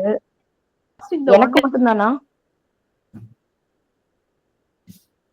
அப்படிங்கிறது பார்த்துட்டு மேம் சவுண்ட் வந்து கொஞ்சம் விட்டு விட்டு கேக்குது மேம். எல்லாருமே அப்படிதான் இருக்கு, பிரேக் ஆகுது. ஓ எப்பல இருந்து அது மாதிரி மேம் புக் ஆகும்போது பாதி விஷயம் எது புரியலைங்க மேம். அப்படிங்களா? இப்ப இதுக்கு முன்னாடி சொன்னது கேட்டுச்சுங்களா? எந்த இடத்துல இருந்து அது மாதிரி வந்துச்சுங்க? இப்போ மேம் அது மிடில்ல வருது. இப்போ நீங்க சொல்லிட்டு இருந்தீங்க இல்லையா, சோ இதுலதாங்க மேம் அந்த மாதிரி இருக்கு. இப்ப பேங்க் அக்கவுண்ட் பத்தி ஏதோ சொன்னீங்கல்ல, அது எனக்கு சரியா புரியல. பேன் கார்டு ஓகே இருக்கிற இப்போ நீங்க so ITR file okay okay sir. இப்போ காமனா நீங்க ஐடிஆர் ஃபைல் பண்ணும்போது என்னென்ன மிஸ்டேக்ஸ் வருதுன்னு தான் நான் சொல்லிட்டு இருந்தேன். மிஸ்டேக் சொல்றது எந்தெந்த பேங்க் அக்கௌண்ட் நீங்க வச்சிருக்கீங்க அப்படின்னு சொல்லி இன்ஃபர்மேஷன் நீங்க கொடுக்காம இருக்கிறது. அதுதான். ஏன்னா இப்போ வந்து இன்ஃபர்மேஷன் உங்க பேன் கார்டோ ஆதார் கார்டோ லிங்க் பண்ணதுனால நீங்க எத்தனை பேங்க் அக்கௌண்ட் வச்சிருக்கீங்க, அதுல எத்தனை லோன் வாங்கியிருக்கீங்க, எத்தனை எஃப்டி புக் பண்ணிருக்கீங்க, எத்தனை கேஷ் டெபாசிட் பண்ணிருக்கீங்க, எத்தனை வந்து கேஷ் வித்ட்ராயல் பண்ணிருக்கீங்கிறது ஆட்டோமேட்டிக்கா ரிஃப்ளெக்ட் ஆயிரும்.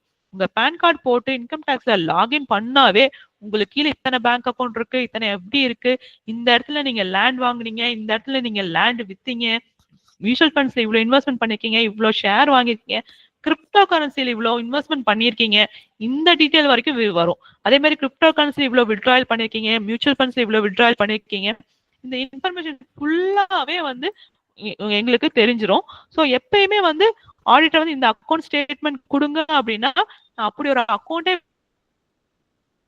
நான் மியூச்சுவல் ஃபண்ட் இன்வெஸ்ட்மெண்டே பண்றது இல்ல அப்படின்னு நீங்க சொல்லவே முடியாது. ஏன்னா உங்களுக்கு உங்க பேனுக்கு டிஃபால்ட்டா அந்த எல்லா இன்ஃபர்மேஷனுமே வந்துடும். அதே மாதிரி ரெண்டாவது என்ன சொல்லிட்டு இருந்தேன்னா, உங்க பேங்க் அக்கௌண்ட் சப்போஸ் உங்களுக்கு ரீஃபண்ட் கிளைம் பண்ண போறீங்க, இன்கம் டாக்ஸ் இருந்து உங்களுக்கு ரீஃபண்ட் வரும் அப்படின்னா நீங்க பேங்க் இன்கம் டாக்ஸ்க்கு உங்களோட பேங்க் அக்கௌண்ட் டீடைல் கொடுத்துருப்பீங்க. இந்த பேங்க் அக்கௌண்ட்டுக்கு எனக்கு ரீஃபண்ட் கொடுங்கன்னு சொல்லி கொடுத்துருப்பீங்க. ஆனா அந்த அக்கௌண்ட் பேன் கார்டோட நீங்க அக்கௌண்ட் ஓபன் பண்ணும்போது பேன் கார்டை கொடுத்துருக்கவே மாட்டீங்க. ஸோ பேன் கார்டு கொடுக்காதனால உங்களுக்கு பேன் கார்டோட டீடைல் வந்து அந்த அக்கௌண்ட்ல இருக்கவே இருக்காது. ஸோ ரீஃபண்ட் கிளைம் பண்ணும்போது அந்த அமௌண்ட்ல வந்து அங்க போய் கிரெடிட்டே ஆகாது. ஏன்னா லாஸ்ட் இயர் வரைக்கும் இந்த இஷ்யூஸ் கிடையாது. நீங்க எந்த பேங்க் கொடுத்தீங்கனாலும் ரீஃபண்ட் கிளைம் பண்ணும்போது 100 ரூபாய் 200 ரூபாய் எதா இருந்தாலும் இன்கம் டாக்ஸ் டைரக்டா உங்க பேங்க் அக்கௌண்ட் டெபாசிட் பண்ணிட்டு இருந்தாங்க. ஆனா இந்த வருஷம் ஃபுல்லா என்ன ஆயிருச்சு அப்படின்னா, நீங்க பேங்க் அக்கௌண்ட்ல வந்து உங்க பேன் கார்டை கொடுத்து லிங்க் பண்ணிக்கலன்னா உங்களுக்கு ரீஃபண்டே வராது. ஸோ நீங்க சப்போஸ் இது வரைக்கும் பண்ணல அப்படின்னாலும் இனிமே எல்லா பேங்க்குமே வந்து பேன் கார்டு கொடுத்து லிங்க் பண்ணிக்கோங்க. லிங்க் பண்ணீங்கன்னா மட்டும்தான் வரும். அதே மாதிரி இன்னொன்னு மிஸ்டேக்ஸ் என்ன பண்றது அப்படின்னா, சில இன்ஃபர்மேஷன் நீங்க சொல்லாம விட்டுறது. ஓகேங்களா? அதே மாதிரி இப்ப நீங்க வந்து ஏதாவது உங்களுக்கு ரெண்டல் இன்கம் வரும். பட் நீங்க வந்து ரெண்டல் இன்கம் வந்து சொல்லவே மாட்டீங்க.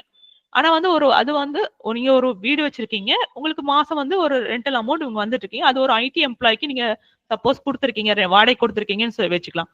அவரோட பிசினஸ்ல அவங்களோட கம்பெனில சொல்லியிருப்பாரு, நாங்க இந்த பேன் கார்டுல ரெண்ட் கொடுத்துட்டு இருக்கேன்னு சொல்லிட்டு சொல்லுவாங்க. ஆனா நீங்க என்ன பண்ணிருப்பீங்கன்னா அந்த இன்கம் நீங்க சொல்லிருக்கவே மாட்டீங்க. நீங்க சொல்லலைனாலும் யாருக்கும் தெரிய போறது இல்ல அப்படின்னு நினைச்சிட்டு என்ன பண்ணுவீங்க, ரெண்டல் இன்கம் காட்டவே மாட்டீங்க. ஆனா அந்த அந்த உங்க வீட்டுல இருந்த அவரு சொல்லியிருப்பாரு, இந்த பேன் கார்டுக்கு நான் மாசம் மாசம் இவ்வளவு இன்ஃபர்மேஷன் கொடுக்குறேன். அந்த இன்ஃபர்மேஷன் உங்க ஏஎஸ்ல வந்து உட்காந்துரும். சோ அந்த இன்ஃபர்மேஷன் வந்தோடனே உடனே இன்கம் டாக்ஸ்ல இருந்து நோட்டீஸ் வர ஆரம்பிச்சிருவாங்க. இவ்வளவு பெரிய அமௌண்ட் நீங்க வந்து ரெண்டல் இன்கம் வாங்கிட்டு இருக்கீங்க, ஆனா நீங்க இன்கம் டாக்ஸ் ஃபைல் பண்ணவே இல்லை அப்படின்னு சொல்லி உங்களுக்கு வரும். ஸோ எந்த ஒரு இன்ஃபர்மேஷனும் நீங்க மிஸ் பண்ணாதீங்க. அதே மாதிரி சில எக்ஸம்ஷன் கிளைம் பண்றீங்க அப்படின்னா நீங்க உங்களுக்கு ப்ராப்பரா டாக்குமெண்டே இருந்திருக்காது, ஆனா நீங்க எக்ஸ்பென்ஸ் கிளைம் பண்ணுவீங்க. அதுவுமே தப்பு தான். அதே மாதிரி உங்களுக்கு எஃப்டில இருந்து இன்ட்ரெஸ்ட் வருது, நீங்க வந்து ஆடிட்டர்ல சொல்றது என்னன்னா ஒரு 100 ரூபாய் எனக்கு எஃப்டி இன்ட்ரெஸ்ட் அப்படின்னு சொல்லி சொல்லுவீங்க. ஆனா இன்கம் டாக்ஸ்ல பேங்க்ல இருந்து அவங்க ரிப்போர்ட் கொடுத்துருப்பானுங்க. அவங்க என்ன பண்ணுவானுங்க, இவங்களுக்கு எஃப்டில வந்து 200 ரூபாய் இன்கம் அப்படின்னு சொல்லி சொல்லுவாங்க.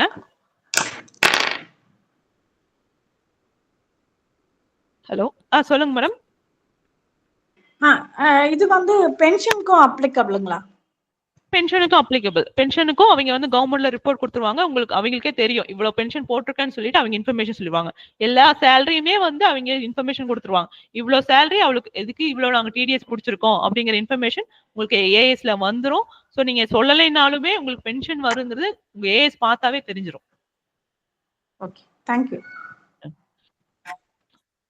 அதே மாதிரி இப்போ ரெண்டலு இது மாதிரி அமௌண்ட், அதுக்கப்புறம் எஃப்டி இன்ட்ரெஸ்ட் சொல்லிட்டு இருந்தேன் இல்லையா. ஸோ எஃப்டில வந்து நீங்க இன்ஃபர்மேஷன் எங்ககிட்ட சொல்லும் போது என்ன சொல்லுவீங்க, 100 ரூபா தாங்க இன்ட்ரெஸ்ட் அப்படின்னு சொல்லுவீங்க. ஆனா ஏஎஸ்ல பார்த்தா உங்களுக்கு அதிகமா அமௌண்ட் இருக்கும். ஸோ எப்பயுமே ஒரு பேங்க்ல இருந்து இன்ட்ரெஸ்ட் வருது அப்படின்னா நீங்க பேங்க் ஸ்டேட்மெண்டோட மேட்ச் பண்ண பாருங்க. நீங்களா ஒரு அமௌண்ட் என்னைக்குமே கால்குலேட் பண்ணாதீங்க. பேங்க் ஸ்டேட்மெண்ட்டை பார்த்துட்டு அந்த இன்கம் வந்து கரெக்டா சொல்லுங்க. ஏன்னா சப்போஸ் வந்து ஏஎஸ்ல அதாவது இன்கம் டேக்ஸ்ல இருக்க இன்ஃபர்மேஷன்ல உங்களோட எப்படி இன்ட்ரெஸ்ட் 200 இருந்து நீங்க எங்ககிட்ட சொன்னது வெறும் 100 தான் அப்படின்னு சொல்லி நான் 100 போட்டு ஃபைல் பண்ணி முடிச்சிட்டேன்னா முடிச்ச அடுத்த நாள் 2வது நாள் உங்களுக்கு நோட்டீஸ் வந்துடும். ஏன்னா அவங்க கிட்ட இருக்க இன்ஃபர்மேஷனும் உங்ககிட்ட இருக்க இன்ஃபர்மேஷனும் தப்பா இருக்கு அப்படின்னு. இது வந்து சிஸ்டம் ஆட்டோமேட்டிக்கா ஜென்ரேட் பண்றது. முன்னெல்லாம் வந்து யாராவது பார்த்து செக் பண்ணி தான் அனுப்புவாங்க. இப்பெல்லாம் சிஸ்டம் ஆட்டோமேட்டிக்கா பிக் பண்ணுது. ஸோ அவங்களுக்கு கிடைச்ச இன்ஃபர்மேஷனும் நீங்க சப்மிட் பண்ண இன்ஃபர்மேஷனும் தப்புனா டிஃபால்ட்டா உங்களுக்கு வந்துடும் நோட்டீஸ். அதுக்கப்புறம் போய் பார்த்தாதான் ஏஎஸ்ல வந்து 200 இருக்கும். ஆனா நீங்க 100 தான் கொடுத்துருப்பீங்க. அதே மாதிரிதான் சேலரியும். நீங்க வந்து ஒரு சேலரி சொல்லுவீங்க, ஆனா உங்களுக்கு ஏஎஸ்ல அதிகமான சேலரி கொடுப்பாங்க. ஸோ அந்த பட்சத்திலையும் நோட்டீஸ் வரும். எந்த இன்ஃபர்மேஷனும் ஏஎஸ் விட நீங்க அதிகமா காட்டிட்டீங்கன்னா பிரச்சனையே வராது. ஆனா ஏஎஸ்ல இருக்க இன்ஃபர்மேஷன் விட நீங்க கம்மியா காட்டிட்டீங்கன்னா அடுத்த நிமிஷமே உங்களுக்கு நோட்டீஸ் அடிச்சிருவாங்க, இந்த மாதிரி பண்ணிருக்கீங்க அப்படிங்கிற மாதிரி. அதே மாதிரி இன்னொரு மிஸ்டேக், காமனா மிஸ்டேக் என்ன பண்றதுன்னா, அட்வான்ஸ் டாக்ஸ் யாருமே பே பண்றது இல்ல. அது ஏன் தப்பு அப்படின்னா, நீங்க அட்வான்ஸ் டாக்ஸ் பே பண்றதுனால சப்போஸ் உங்களுக்கு ரீஃபண்ட் வந்துச்சுன்னா கூட இன்ட்ரெஸ்டோட ரீஃபண்ட் கொடுத்துருவாங்க. அவங்க ஒன்றும் சும்மா வச்சிருக்க மாட்டாங்க, உங்களுக்கு இன்ட்ரெஸ்ட் கட்டுவாங்க. ஏன்னா அட்வான்ஸா நாங்க இன்கம் டாக்ஸ் கட்டியிருக்கோம், அதனால உங்களுக்கு இன்ட்ரெஸ்ட் கொடுக்கணும். கவர்மெண்ட் இன்ட்ரெஸ்டோட தான் ரீஃபண்ட் கொடுப்பாங்க. நீங்க கட்டல அப்படிங்கிற பட்சத்துல உங்களுக்கு நீங்க இன்ட்ரெஸ்ட் எக்ஸ்ட்ரா கட்டுற மாதிரி இருக்கும். ஸோ போன வருஷம் சப்போஸ் நீங்க ஒரு 20,000 வந்து நீங்க இன்கம் டாக்ஸ் கட்டியிருந்தீங்கன்னா டிஃபால்ட்டா உங்களுக்கு இந்த வருஷம் 20,000 வரும். ஸோ நீங்க இங்க அந்த 20,000 நீங்க 4 டைமா பிரிச்சு முன்னாடியே கட்டிட்டீங்க அப்படின்னா அந்த இன்ட்ரெஸ்ட் அமௌண்ட் நீங்க அவாய்ட் பண்ணலாம். அதுக்கப்புறம் வந்து கரெக்டா டியூ டேட்ல ஃபைல் பண்றது கிடையாது யாருமே. ஸோ ஜூலை 31 ஒரு ஃபைலிங் வரும். அது வந்து எந்த புக்ஸும் மெயின்டைன் பண்ணாதவங்களுக்கு. ஸோ ஜூலை 31 நீங்க ஃபைல் பண்ணணும். ஆனா மேக்சிமம் வந்து கடைசி நாள்ல தான் வந்து ஃபைல் பண்றீங்க. ஸோ கடைசி நாள்ல வந்து ஃபைல் பண்ணும்போது ஸோ எப்படியுமே மிஸ்டேக் வந்துடும் கடைசி நாள் பண்ணும்போது. ஏன்னா உங்களை மாதிரியே நிறைய பேர் வந்திருப்பாங்க. ஸோ அர்ஜென்ட்டா இன்னைக்குள்ள ஃபைல் பண்ணணும் நாங்களும் ரொம்ப ரஷ் பண்ணி பண்ணுவோம். கடைசி நாள் வந்து ஃபைல் பண்றதுக்கு வரவே வராதிங்க. ஒரு 15 நாள் ஜூலை மாசம் வந்துருச்சு, நம்ம இன்கம் டாக்ஸ் ஃபைல் பண்ணணும் அப்படின்னு சொல்லிட்டு ஜூலை 1 இருந்தே ஃபைல் பண்ண ஸ்டார்ட் பண்ணிருங்க. சப்போஸ் நீங்க ஆடிட் பண்ணி பண்றீங்கன்னா உங்களுக்கு செப்டம்பர் தான் டியூ டேட். ஸோ செப்டம்பர் டியூ டேட்னா நீங்க கடைசி கரெக்டா செப்டம்பர் 30ஆம் தேதிக்கு காலையில வந்துதான் ஃபைல் கொடுப்பீங்க. அப்படி கொடுத்தாலும் ரொம்ப கஷ்டம். ஏன்னா முன்ன மாதிரி இல்ல இன்ஃபர்மேஷன். இப்போ ஆல்ரெடி இன்கம் டாக்ஸ் எல்லா இன்ஃபர்மேஷனுமே தெரியும். ஸோ ஏதாவது ஒண்ணு சின்னதா ஒரு 10 ரூபா ஒரு 20 ரூபா மிஸ்டேக் பண்ணா கூட உடனே நோட்டீஸ் வரும். ஏன்னா எனக்கு கிடைச்ச இன்ஃபர்மேஷன் இது, ஆனா நீங்க ஃபைல் பண்ண இன்ஃபர்மேஷன் இது, எப்படி மிஸ்மேட்ச் ஆகுது, ரீசன் சொல்லுங்க, எக்ஸ்பிளைன் பண்ணுங்க, ஏன் அந்த தப்பு வருது. அது மாதிரி இன்ஃபர்மேஷன் அசால்ட்டா வந்து அவங்க நோட்டீஸ் தந்துடுறாங்க. என்னைக்குமே வந்து இன்ஃபர்மேஷன் வந்து கரெக்டா கொடுக்க பாருங்க. அதே மாதிரி லேண்ட் விற்கிறது அதுவுமே வந்து ப்ராப்பரா காட்ட பாருங்க. ஏன்னா முன்னெல்லாம் வந்து எந்த லேண்ட் விற்கிறதும் வந்து உங்களோட ஏஎஸ்ல எல்லாம் வராது. நீங்களாம் வந்து ஆமாங்க நான் வித்தங்க, இதுக்கு இவ்வளவு டாக்ஸ் வரும்னு சொல்லி நீங்களா சொல்ற வரைக்கும், அதே மாதிரி நீங்களா சொல்ற அமௌண்ட்டும் நீங்க பத்திரம் கொடுத்தாதான் எங்களுக்கு தெரியும் இவ்வளவு வேல்யூ தான் நீங்க வித்திருக்கீங்கன்னு. முன்னெல்லாம் அது மாதிரிதான் தெரியும். இப்போ நீங்க பத்திரம் கொடுக்கணுங்கிற அவசியமே இல்லை. ஏஎஸ்ல ஆட்டோமேட்டிக்கா இன்ஃபர்மேஷன் வரும். இப்போ இத்தனாம் தேதி இவ்வளவு அமௌண்ட், இவ்வளவு லேண்ட், இது அக்ரிகல்ச்சர் லேண்டா பிளாட்டா இல்ல மொத்தமா நீங்க வித்தீங்களா, எத்தனை பிளாட் வித்தீங்கிற வரைக்கும் இன்ஃபர்மேஷன் வந்து ஏஎஸ்லயே வரும். முன்னெல்லாம் வந்து அந்த மாதிரி இன்ஃபர்மேஷன் எல்லாம் வராது. ஸோ நீங்க கொடுக்கறத நாங்க ஃபைல் பண்ணுவோம். ஆனா இப்பெல்லாம் அப்படி இல்லை. டிஃபால்ட்டா நீங்க வாங்கினதும் வந்துடும், நீங்க வித்ததும் வந்துடும். ஸோ இனிமே வந்து நான் கேபிட்டல் கெயின் டாக்ஸ் கட்டக்கூடாது அப்படின்னு சொல்லி நான் சேல்ஸ் பண்ணதோ பர்ச்சேஸ் பண்ணதோ வந்து இன்ஃபர்மேஷன் கொடுக்காம விட்டுறாதீங்க. இனிமே அந்த மாதிரி இன்ஃபர்மேஷன் கொடுக்காம விட்டோம்னாலும் மாட்டிக்குவோம். ஏன்னா உடனே இன்ஃபர்மேஷன் வந்து ட்ரிகர் ஆயிரும், உங்களுக்கு நீங்க வந்து மாட்டிக்குவீங்க. அதுக்கப்புறம் காமன் மிஸ்டேக் ஆகுன்றது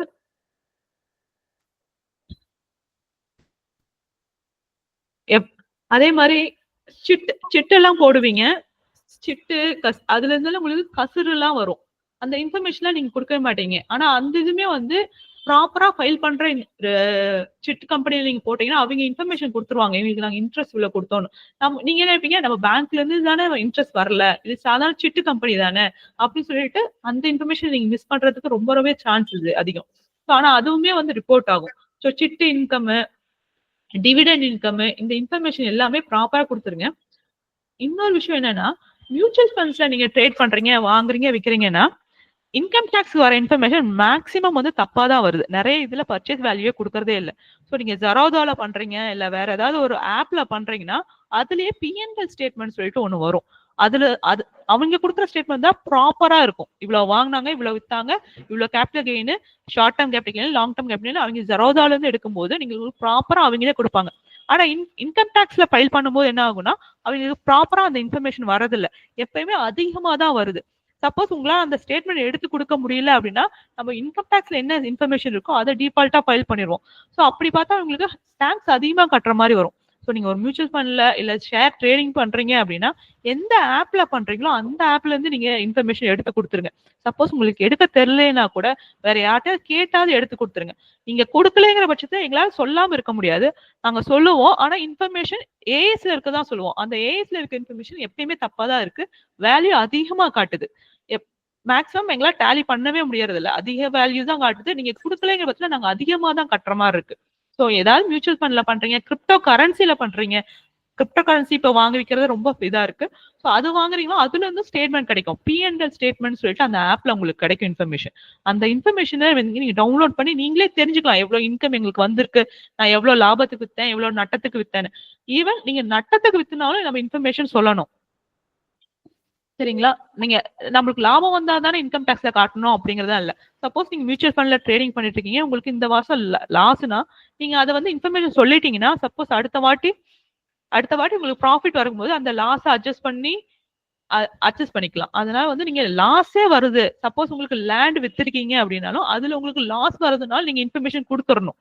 நீங்க இன்ஃபர்மேஷன் கொடுத்துட்டீங்கன்னா அடுத்த வாட்டி உங்களுக்கு ப்ராஃபிட் வரும்போது அதை அட்ஜஸ்ட் பண்ணிக்கலாம். சப்போஸ் நமக்கு லாஸ் தானே வருது, நமக்கு எதுக்கு இன்ஃபர்மேஷன் சொல்லணும்னா அடுத்த வாட்டி உங்களுக்கு ப்ராஃபிட் வரும்போது இதை அட்ஜஸ்ட் பண்ண முடியாம போயிடும் இல்லையா? இந்த வருஷம் உங்களுக்கு லாஸ் வருதுன்னா அந்த வருஷம் இன்ஃபர்மேஷன் கொடுத்துருங்க. அதே மாதிரி உங்களுக்கு அக்ரிகல்ச்சர் லேண்ட் இருக்கு அப்படிங்கிற பட்சத்துல நீங்க அக்ரிகல்ச்சர் இன்கம்னு கொஞ்சம் காட்டுங்க. இல்லைன்னா நீங்க நாளைக்கு லேண்ட் விற்க போறீங்க அப்படின்னா அது அக்ரிகல்ச்சர் லேண்ட் ப்ரூவ் பண்றதுக்கு உங்களுக்கு எந்த ப்ரூஃப்மே கிடைக்காது. ஏன்னா நீங்க இது வரைக்கும் அக்ரிகல்ச்சர் இன்கம்னு ஒண்ணு காட்டியிருக்கவே மாட்டீங்க. Actually agriculture income tax free தான். ஸோ நீங்க அதுல வந்து ஒரு இன்கம் வருது, உங்களுக்கு நீங்க இன்கம் காட்டிட்டு இருக்கீங்கன்னா அதை நீங்க வந்து அக்ரிகல்ச்சர் இன்கம் சொல்லி காட்ட ஆரம்பிச்சிருங்க.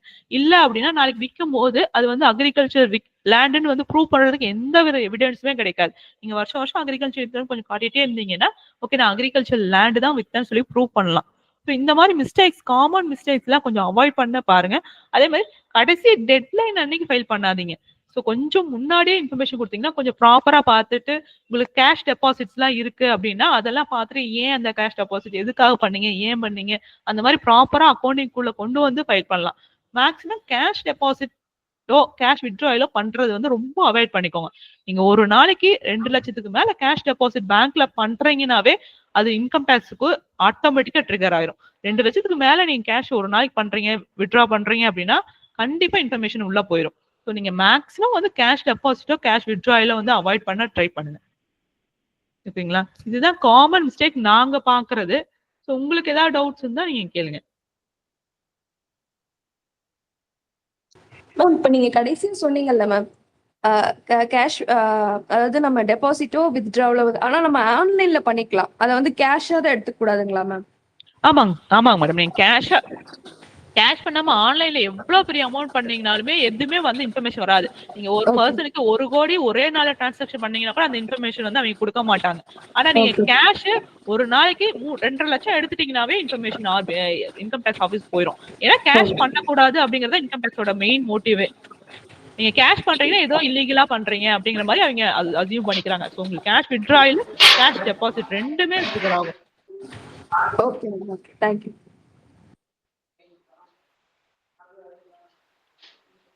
சொல்லுங்க மலர்வதன் சார், நீங்க பேசலாம். மேம் இப்போ நமக்கு டோட்டல் சேல்ஸோட வந்து 10 to 15 lakhsக்குள்ள இருக்குன்னா நம்ம டேக்ஸ் ஆடிட்டிங் அந்த மாதிரி ஃபைல் பண்ணணும் மேடம்? இல்லைங்க சார், நீங்க உங்களுக்கு 10 to 15 lakhsனா நீங்க டாக்ஸ் ஆடிட் ஃபைல் பண்ணவே வேண்டாம். நார்மலா வந்து நீங்க 15 lakhsல ஒரு 8% மட்டும் ப்ராஃபிட் காட்டினீங்கன்னா உங்களுக்கு வந்து போதுங்க சார். நீங்க புக்ஸ் மெயின்டைன் பண்ண அவசியம் இல்லை, ஆடிட் பண்ணுங்கிற அவசியம் இல்லை. ஜஸ்ட் வந்து 8% வந்து காட்டிட்டு அதுக்கு ஃபைல் பண்ணா போதுங்க சார். நீங்க வந்து ஜூலைக்குள்ள ஃபைல் பண்ணணும். Okay madam, thank you. ஓகேங்க சார். ராகேஷ் குமார் சார், நீங்க அன்மியூட் பண்ணி பேசலாம். மேம் சொல்லுங்க சார். அட்வான்ஸ் டாக்ஸ் பேசிக்கல எத்தனை பர்சன்ட்ல ரீஃபண்ட் கிடைக்கும்? அட்வான்ஸ் டாக்ஸ் நீங்க அமௌண்ட் கட்டிட்டீங்கன்னா கடைசியா நீங்க ரிட்டர்ன் ஃபைல் பண்ணும்போது உங்களுக்கு எவ்வளவு டாக்ஸ் வருதோ, சப்போஸ் நீங்க அட்வான்ஸ் டாக்ஸ் ஒரு 50,000 ரூபாய் கட்டிருக்கீங்க அப்படிங்கிற பட்சத்துல உங்களுக்கு கடைசியில எல்லாமே ஃபைல் பண்ணதுக்கு அப்புறம் இன்கம் எக்ஸ்பென்ஸ் எல்லாம் காட்டுனதுக்கு அப்புறம் ஒரு 40,000 தான் உங்களுக்கு வந்து டாக்ஸ் வருதுன்னா மீதி 10,000 இன்ட்ரெஸ்டோட உங்களுக்கு ரீஃபண்ட் பண்ணிடுவாங்க சார். நீங்க டாக்ஸ் ஃபைல் பண்ணீங்கன்னா 2 to 3 டேஸ்லயே உங்களுக்கு ரீஃபண்ட் வந்துருது. இப்பெல்லாம் ரொம்ப சீக்கிரம் ரீஃபண்ட் வருது. அதுதான் மேம் எத்தனை பர்சன்ட் அது உங்களோட இன்கம் பொறுத்து தாங்க சார். இப்போ இண்டிவிஜுவலா இருக்கீங்கன்னா ஸ்லாப் ரேட் பொறுத்து தான். நீங்க போன வருஷம் எவ்வளவு கட்டிருக்கீங்களோ அந்த ரேட் பொறுத்து அப்படியே புக்ஸ் பார்த்தாதான் எவ்வளவு அமௌண்ட் கட்டணும்னு சொல்ல முடியுங்க sir. Hello ma'am. Okay thanks. Hello ma'am. சொல்லுங்க. கேக்குதுங்களா மேம்? நீங்க புக்ஸ் ஆஃப் அக்கவுண்ட்ஸ் வந்து மெயின்டைன் பண்ண சொன்னீங்க. என்னென்ன books ma'am books of account maintain பண்றது மேம்? எக்ஸ்பென்சஸ், பர்ச்சேஸ் அண்ட் சேல்ஸா? நார்மலான ஒரு ஸ்மால் பிசினஸ் கன்சர்ன். ஓகே, மூணு இது மெயின்டைன் பண்ணா ஓகே ஓகே மேம். இதுக்காக சாஃப்ட்வேர் வந்து பை பண்ணி அதுவும் தேவையில்லைன்னா மேம்? சாஃப்ட்வேர் தேவையில்லை எதுவுமே? சரி வேணுங்க சார். ஒரு எக்ஸல்ல மெயின்டைன் பண்ணுங்க, இல்லைன்னா ஒரு சாதாரண நோட்ல நீங்க எக்ஸ்பென்ஸ் இன்கம் எழுதி மெயின்டைன் பண்ணீங்கன்னாவே போதுங்க சார். ஒரு எக்ஸல் ஒரு சாஃப்ட்வேர் வாங்கி டேலி வாங்கி போடணுங்கிற அவசியமே இல்லை. Okay ma'am. Okay ma'am. உங்களால ப்ராப்பரா மெயின்டைன் பண்ண முடியும். வெறும் எக்ஸல்லயோ ஒரு normal note accounts note book வாங்கி மெயின்டைன் பண்ணீங்கன்னாவே போதும். Right ma'am. Okay okay ma'am. Ma'am even எக்ஸல்ல வந்து மெயின்டைன் பண்ணலாம்ல? பண்ணலாங்க சார். சரி right. Okay ma'am. Thanks. Okay. ஆனா அது எரேஸ் ஆகாம பாத்துக்கோங்க. அட்லீஸ்ட் வந்து இயர் எண்ட்லயாவது ஒரு வாட்டி பிரிண்ட் அவுட் எடுத்து வச்சுக்கோங்க. Okay ma'am. Thanks. Okay ma'am. Minimum 8 years வந்து உங்க புக்ஸ் மெயின்டைன் பண்ணணும். சோ இந்த வருஷம் இன்கம் டாக்ஸ் ஃபைல் பண்ணிட்டீங்க அப்படிங்கிறதுக்காக அடுத்த வருஷம் அது வந்து எங்க கிடக்குதுன்னு தெரியல அப்படிங்கிற மாதிரி எல்லாம் வச்சிடாதீங்க. சோ 8 வருஷத்துக்கு நீங்க மெயின்டைன் பண்ணிட்டே வரணும். சோ ப்ராப்பரா மெயின்டைன் பண்ணிக்கோங்க. ஏதோ ஒரு புக் போட்டு மெயின்டைன் பண்ணுங்க. சப்போஸ் எக்ஸல் பண்றீங்கன்னா பிரிண்ட் அவுட் எடுத்து வச்சுக்கோங்க. ஏன்னா ஆல்டர் ஆகாம டெலீட் ஆகாம இருக்கும்.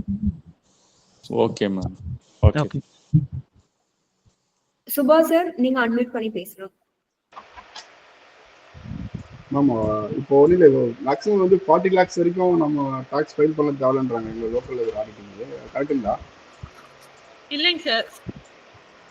நீங்க வந்து டாக்ஸ் கட்டாம வேணா 40 lakhs வரைக்கும் பண்ணலாங்க சார். ஆனா ரிட்டர்ன் வந்து கம்பல்சரி ஃபைல் பண்ணணும் சார். அப்பதான் வந்து அந்த எலிஜிபிலிட்டியே வரும்.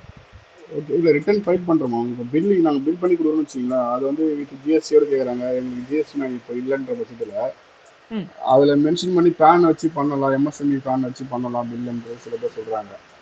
அது 40 lakhs வரைக்கும் எலிஜிபிள் இருக்கு அப்படின்றாங்க. அது கரெக்டுங்களா? இப்போ ஜிஎஸ்டி பொறுத்த வரைக்கும் நீங்க வந்து ஸ்டார்ட் பண்ணும்போதே ஜிஎஸ்டி எடுக்கணுங்கிற அவசியமே இல்லைங்க சார். நீங்க ஒரு மளிகை கடை வச்சிருக்கீங்க அப்படின்னா நீங்க 40 லட்சம் வரைக்கும் நீங்க ஜிஎஸ்டி எடுக்கணுங்கிற கம்பல்சரியே கிடையாது. என்னைக்கு உங்களுக்கு 40,01,000 ரூபாய் வருதோ அன்னைக்குதான் நீங்க ஜிஎஸ்டி எடுக்கணும். அதே மாதிரி நீங்க ஏதாவது வந்து சர்வீஸ் ரிலேட்டடா பண்றீங்க, ஏதாவது ஏசி சர்வீஸ் அது மாதிரி சர்வீஸ் ரிலேட்டடா பண்றீங்கன்னா 20 லட்சம் வரைக்கும் நீங்க வந்து ஜிஎஸ்டி எடுக்காமே பண்ணலாம். 20 லட்சத்தை தாண்டுது அப்படிங்கிற பட்சத்துல நீங்க போவீங்க. ஸோ அததான் அது அவங்க அப்படி மீன் பண்ணிருக்காங்க. ஸோ நீங்க 40 லட்சம் வரைக்கும் பண்ணிக்கலாம் அப்படிங்கிற மாதிரி. ஸோ ஜிஎஸ்டிக்கு தான் அந்த லிமிட்டுங்க சார். 40 லட்சம் 20 லட்சம் ஜிஎஸ்டிக்கான லிமிட். இன்கம் டாக்ஸை பொறுத்த வரைக்கும் நீங்க 2.5 லட்சத்துக்கு மேல பண்றீங்க அப்படின்னாவே ஃபைல் பண்ணணும். டாக்ஸ் வேணா குறைச்சிக்கலாங்க சார். பே பண்ணாத மாதிரி பண்ணிக்கலாம்.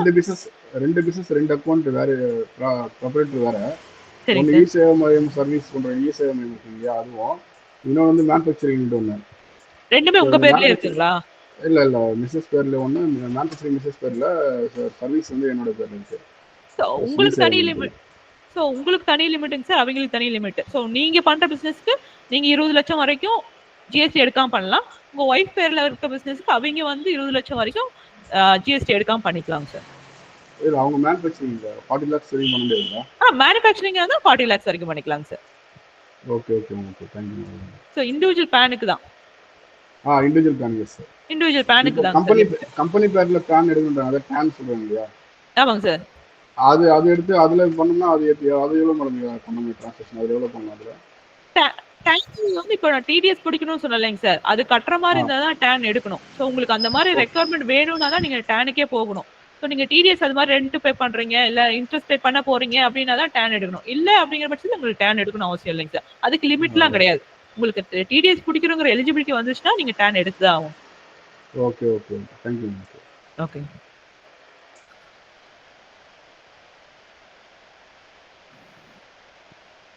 கிருத்தியா ஸ்ரீதரன் மேம், நீங்க அன்மியூட் பண்ணி பேசலாம்.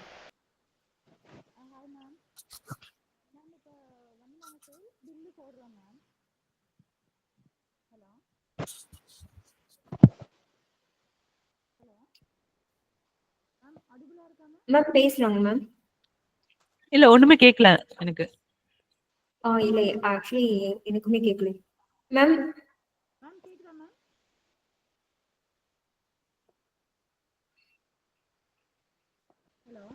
மேம் உங்க இதுல இஷ்யூ இருக்கும் போல இருக்கு, நீங்க பேசுறது கேட்க மாட்டேங்குது. இப்ப கேக்குதா மேம்? இன்னும் சத்தமா பேசுங்க. கொஞ்சம் சத்தமா பேசுங்க மேம். ரொம்ப வாய்ஸ் ரொம்ப லோவா கேக்குது. மேம் கேக்குதா மேம் இப்ப?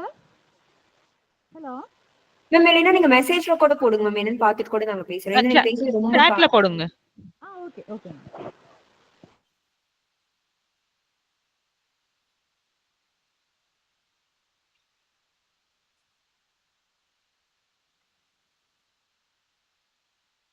வேற யாராவது டவுட் இருந்தா கேளுங்க சார், அவங்க போடுற வரைக்கும்.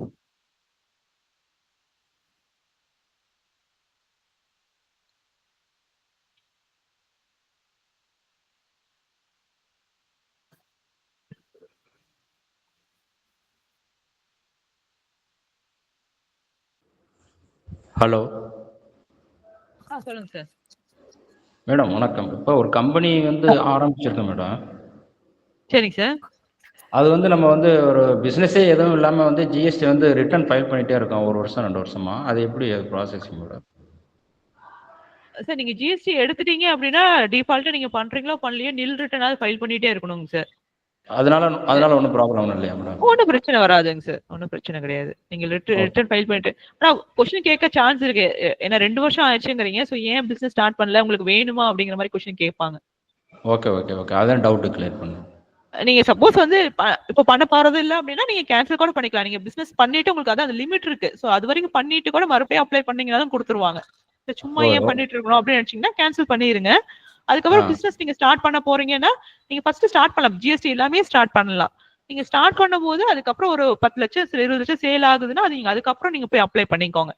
ஏன்னா மந்த்லி பண்ணிட்டே இருக்கணும். மிஸ் பண்ணிட்டாலும் கேன்சல் பண்ணிடுவாங்க. சப்போஸ் நீங்க ரிட்டர்ன் வந்து கண்டினியூஸா 6 months பண்ணல அப்படின்னாலும் கேன்சல் பண்ணிடுவாங்க, டிஃபால்ட்டா பண்ணிடுவாங்க. ஸோ நீங்க பிசினஸ் வந்து ஸ்டார்ட் பண்றதா இருந்தா கண்டினியூ பண்ணுங்க. இல்ல இன்னும் கொஞ்சம் டைம் ஆகும்னா கேன்சல் பண்ணிட்டு அதுக்கப்புறம் மறுபடியும் அப்ளை பண்ணுங்க, கிடைச்சிரும். Okay madam. Okay okay. Hema ma'am Krithiya Sridharan வந்து மெசேஜ் பண்ணிருக்காங்க. Sales should be print and file or can be maintained in accounting software சொல்லிட்டு. ஆக்சுவலா வந்து பர்சன் ஆப்போசிட் பர்சன் கேட்கல அப்படிங்கன்னா நீங்க பிரிண்ட் பண்ணி கொடுக்கணும்னு அவசியம் இல்லை. ஆனா நீங்க உங்க பர்பஸ்க்கு சாஃப்ட்வேர்ல மெயின்டைன் பண்ணிட்டு தான் மேடம் இருக்கணும். ஸோ அவங்க கேட்டாங்கன்னா தான் நீங்க பிரிண்ட் பண்ணி கொடுக்கணும். இல்ல அப்படின்னா ஆனா நீங்க நல்ல ஒரு ப்ராப்பர் ஃபார்மேட்னா நீங்க பிரிண்ட் பண்ணி கொடுத்துருங்க. அதோட கார்பன் காப்பி நீங்க சேவ் பண்ணிட்டு இருங்க. அதுதான் வந்து நாளைக்கு எந்த பிரச்சனையும் வராது. ஸோ நீங்க அக்கௌண்டிங் சாஃப்ட்வேர்ல மெயின்டைன் பண்ணா கூட நீங்க பிரிண்ட் பண்ணி கொடுத்துருங்க. ஒரு பிரிண்டிங் சாஃப்ட்வேர்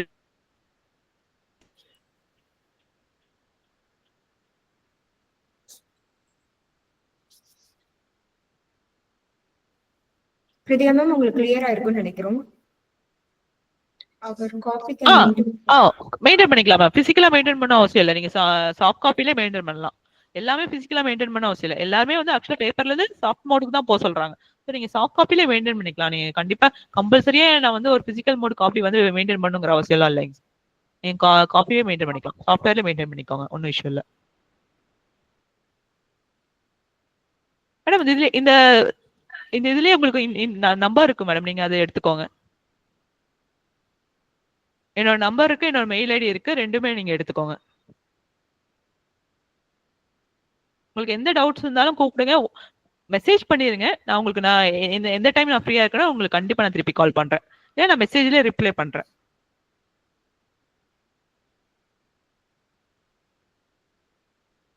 வேற ஏதாவது டவுட் இருக்குங்களா?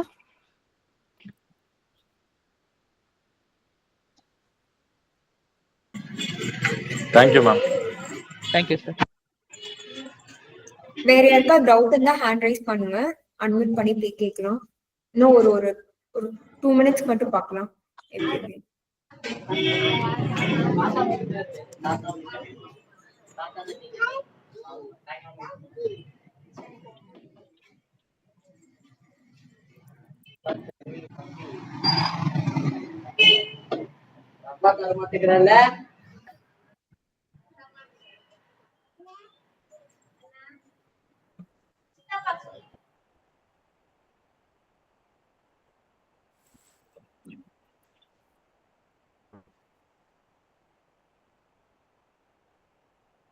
வெங்கடாச்சலம் சார் பிரசன்டேஷன் கிடைக்குமான்னு கேக்குறீங்க. நாங்க உங்களுக்கு வந்து மண்டே வந்து எல்லாத்துக்குமே மெயில் பண்ணிடுவோங்க சார்.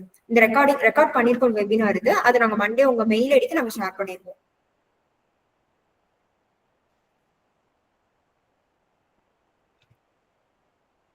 தேங்க்யூ.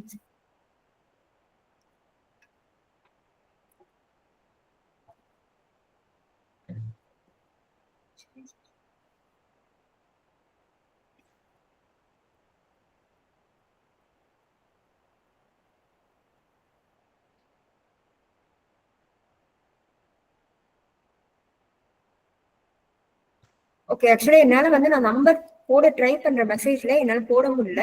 என்னோட நம்பர் நோட் பண்ணிக்கோங்க, 8939888161. உங்களுக்கு ஏதாவது மேமோட நம்பரும் போட்டிருக்காங்க. என்னோட நம்பர் ஆக்சுவலி என்னால மெசேஜ் பண்ண முடியல ஆக்சுவலி.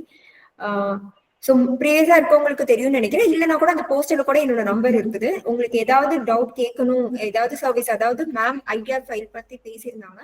இது இல்லாம நம்ம வந்து பிசினஸ் ரிலேட்டடா பிசினஸ் ரெஜிஸ்டர் பண்றது, கம்பெனி ரெஜிஸ்ட்ரேஷன் பண்றதுக்கு, அதுக்கப்புறம் வந்து அந்த கம்பெனிக்கு ரிலேட்டடான லைசன்சிங் வாங்குறது, இது எல்லாமே நம்ம பண்ணி கொடுப்போம். உங்களுக்கு ஏதாவது கேட்கணும், கொரிஸ் கேட்கணும்னா கூட டெஃபினட்டா என்ன காண்டாக்ட் பண்ணலாம். நீங்க என்ன காண்டாக்ட் பண்ண கூட நான் மேமோட கூட கனெக்ட் பண்ணி விடுறேன். ஸோ இதுதான். நம்ம திண்டுக்கல்ல தான் இருக்கிறோம். திண்டுக்கல்ல முருகபவனம்ல நம்ம ஆஃபீஸ் இருக்கு. நீங்க எப்ப வந்தீங்கனாலும் நேர்ல வந்து கூட நம்ம மீட் பண்ணலாம். ஸோ ஒவ்வொரு வாரமும் சப்போர்ட் பண்றீங்க. இதுக்கப்புறம் வர வாரமும் நீங்க இதே மாதிரி சப்போர்ட் பண்ணணும் அப்படின்னு கேட்டுக்கிறோம். Hema ma'am, thank you so much. Actually நிறைய டீடைல்ஸ் நீங்க கவர் பண்ணியிருந்தீங்க மேம். ரொம்ப யூஸ்ஃபுல்லா இருந்தது. ஸோ ஆக்சுவலி ரொம்ப டீடைல்டாவும் இருந்தது. Thank you so much. Thank you ma'am. Thank you ma'am. நீங்க பேசுறத கேட்கலீங்க மேம். பேசுறீங்களா? கேட்க மாட்டேங்குது. இல்ல மேம். தேங்க்யூ சொன்னேன், அவ்வளவுதான். Okay, thank you. தேவா சார் வந்து kind plan monthly return, quarterly return. Okay sir, refund பத்தி கண்டிப்பா அது ஒரு வெபினார்மே நம்ம இது பண்ணிடலாம். உங்களுக்கு வேற ஏதாவது டாபிக் தெரியணும், அது ரிலேட்டடா கேட்கணும்னா கூட எனக்கு வந்து கால் பண்ணி சொல்லுங்க, இல்லைன்னா மெசேஜ் பண்ணுங்க. நம்ம அதுக்கான எக்ஸ்பர்ட்ஸ் கூப்பிட்டு கூட அதுக்கான வெபினார் கூட நம்ம கண்டக்ட்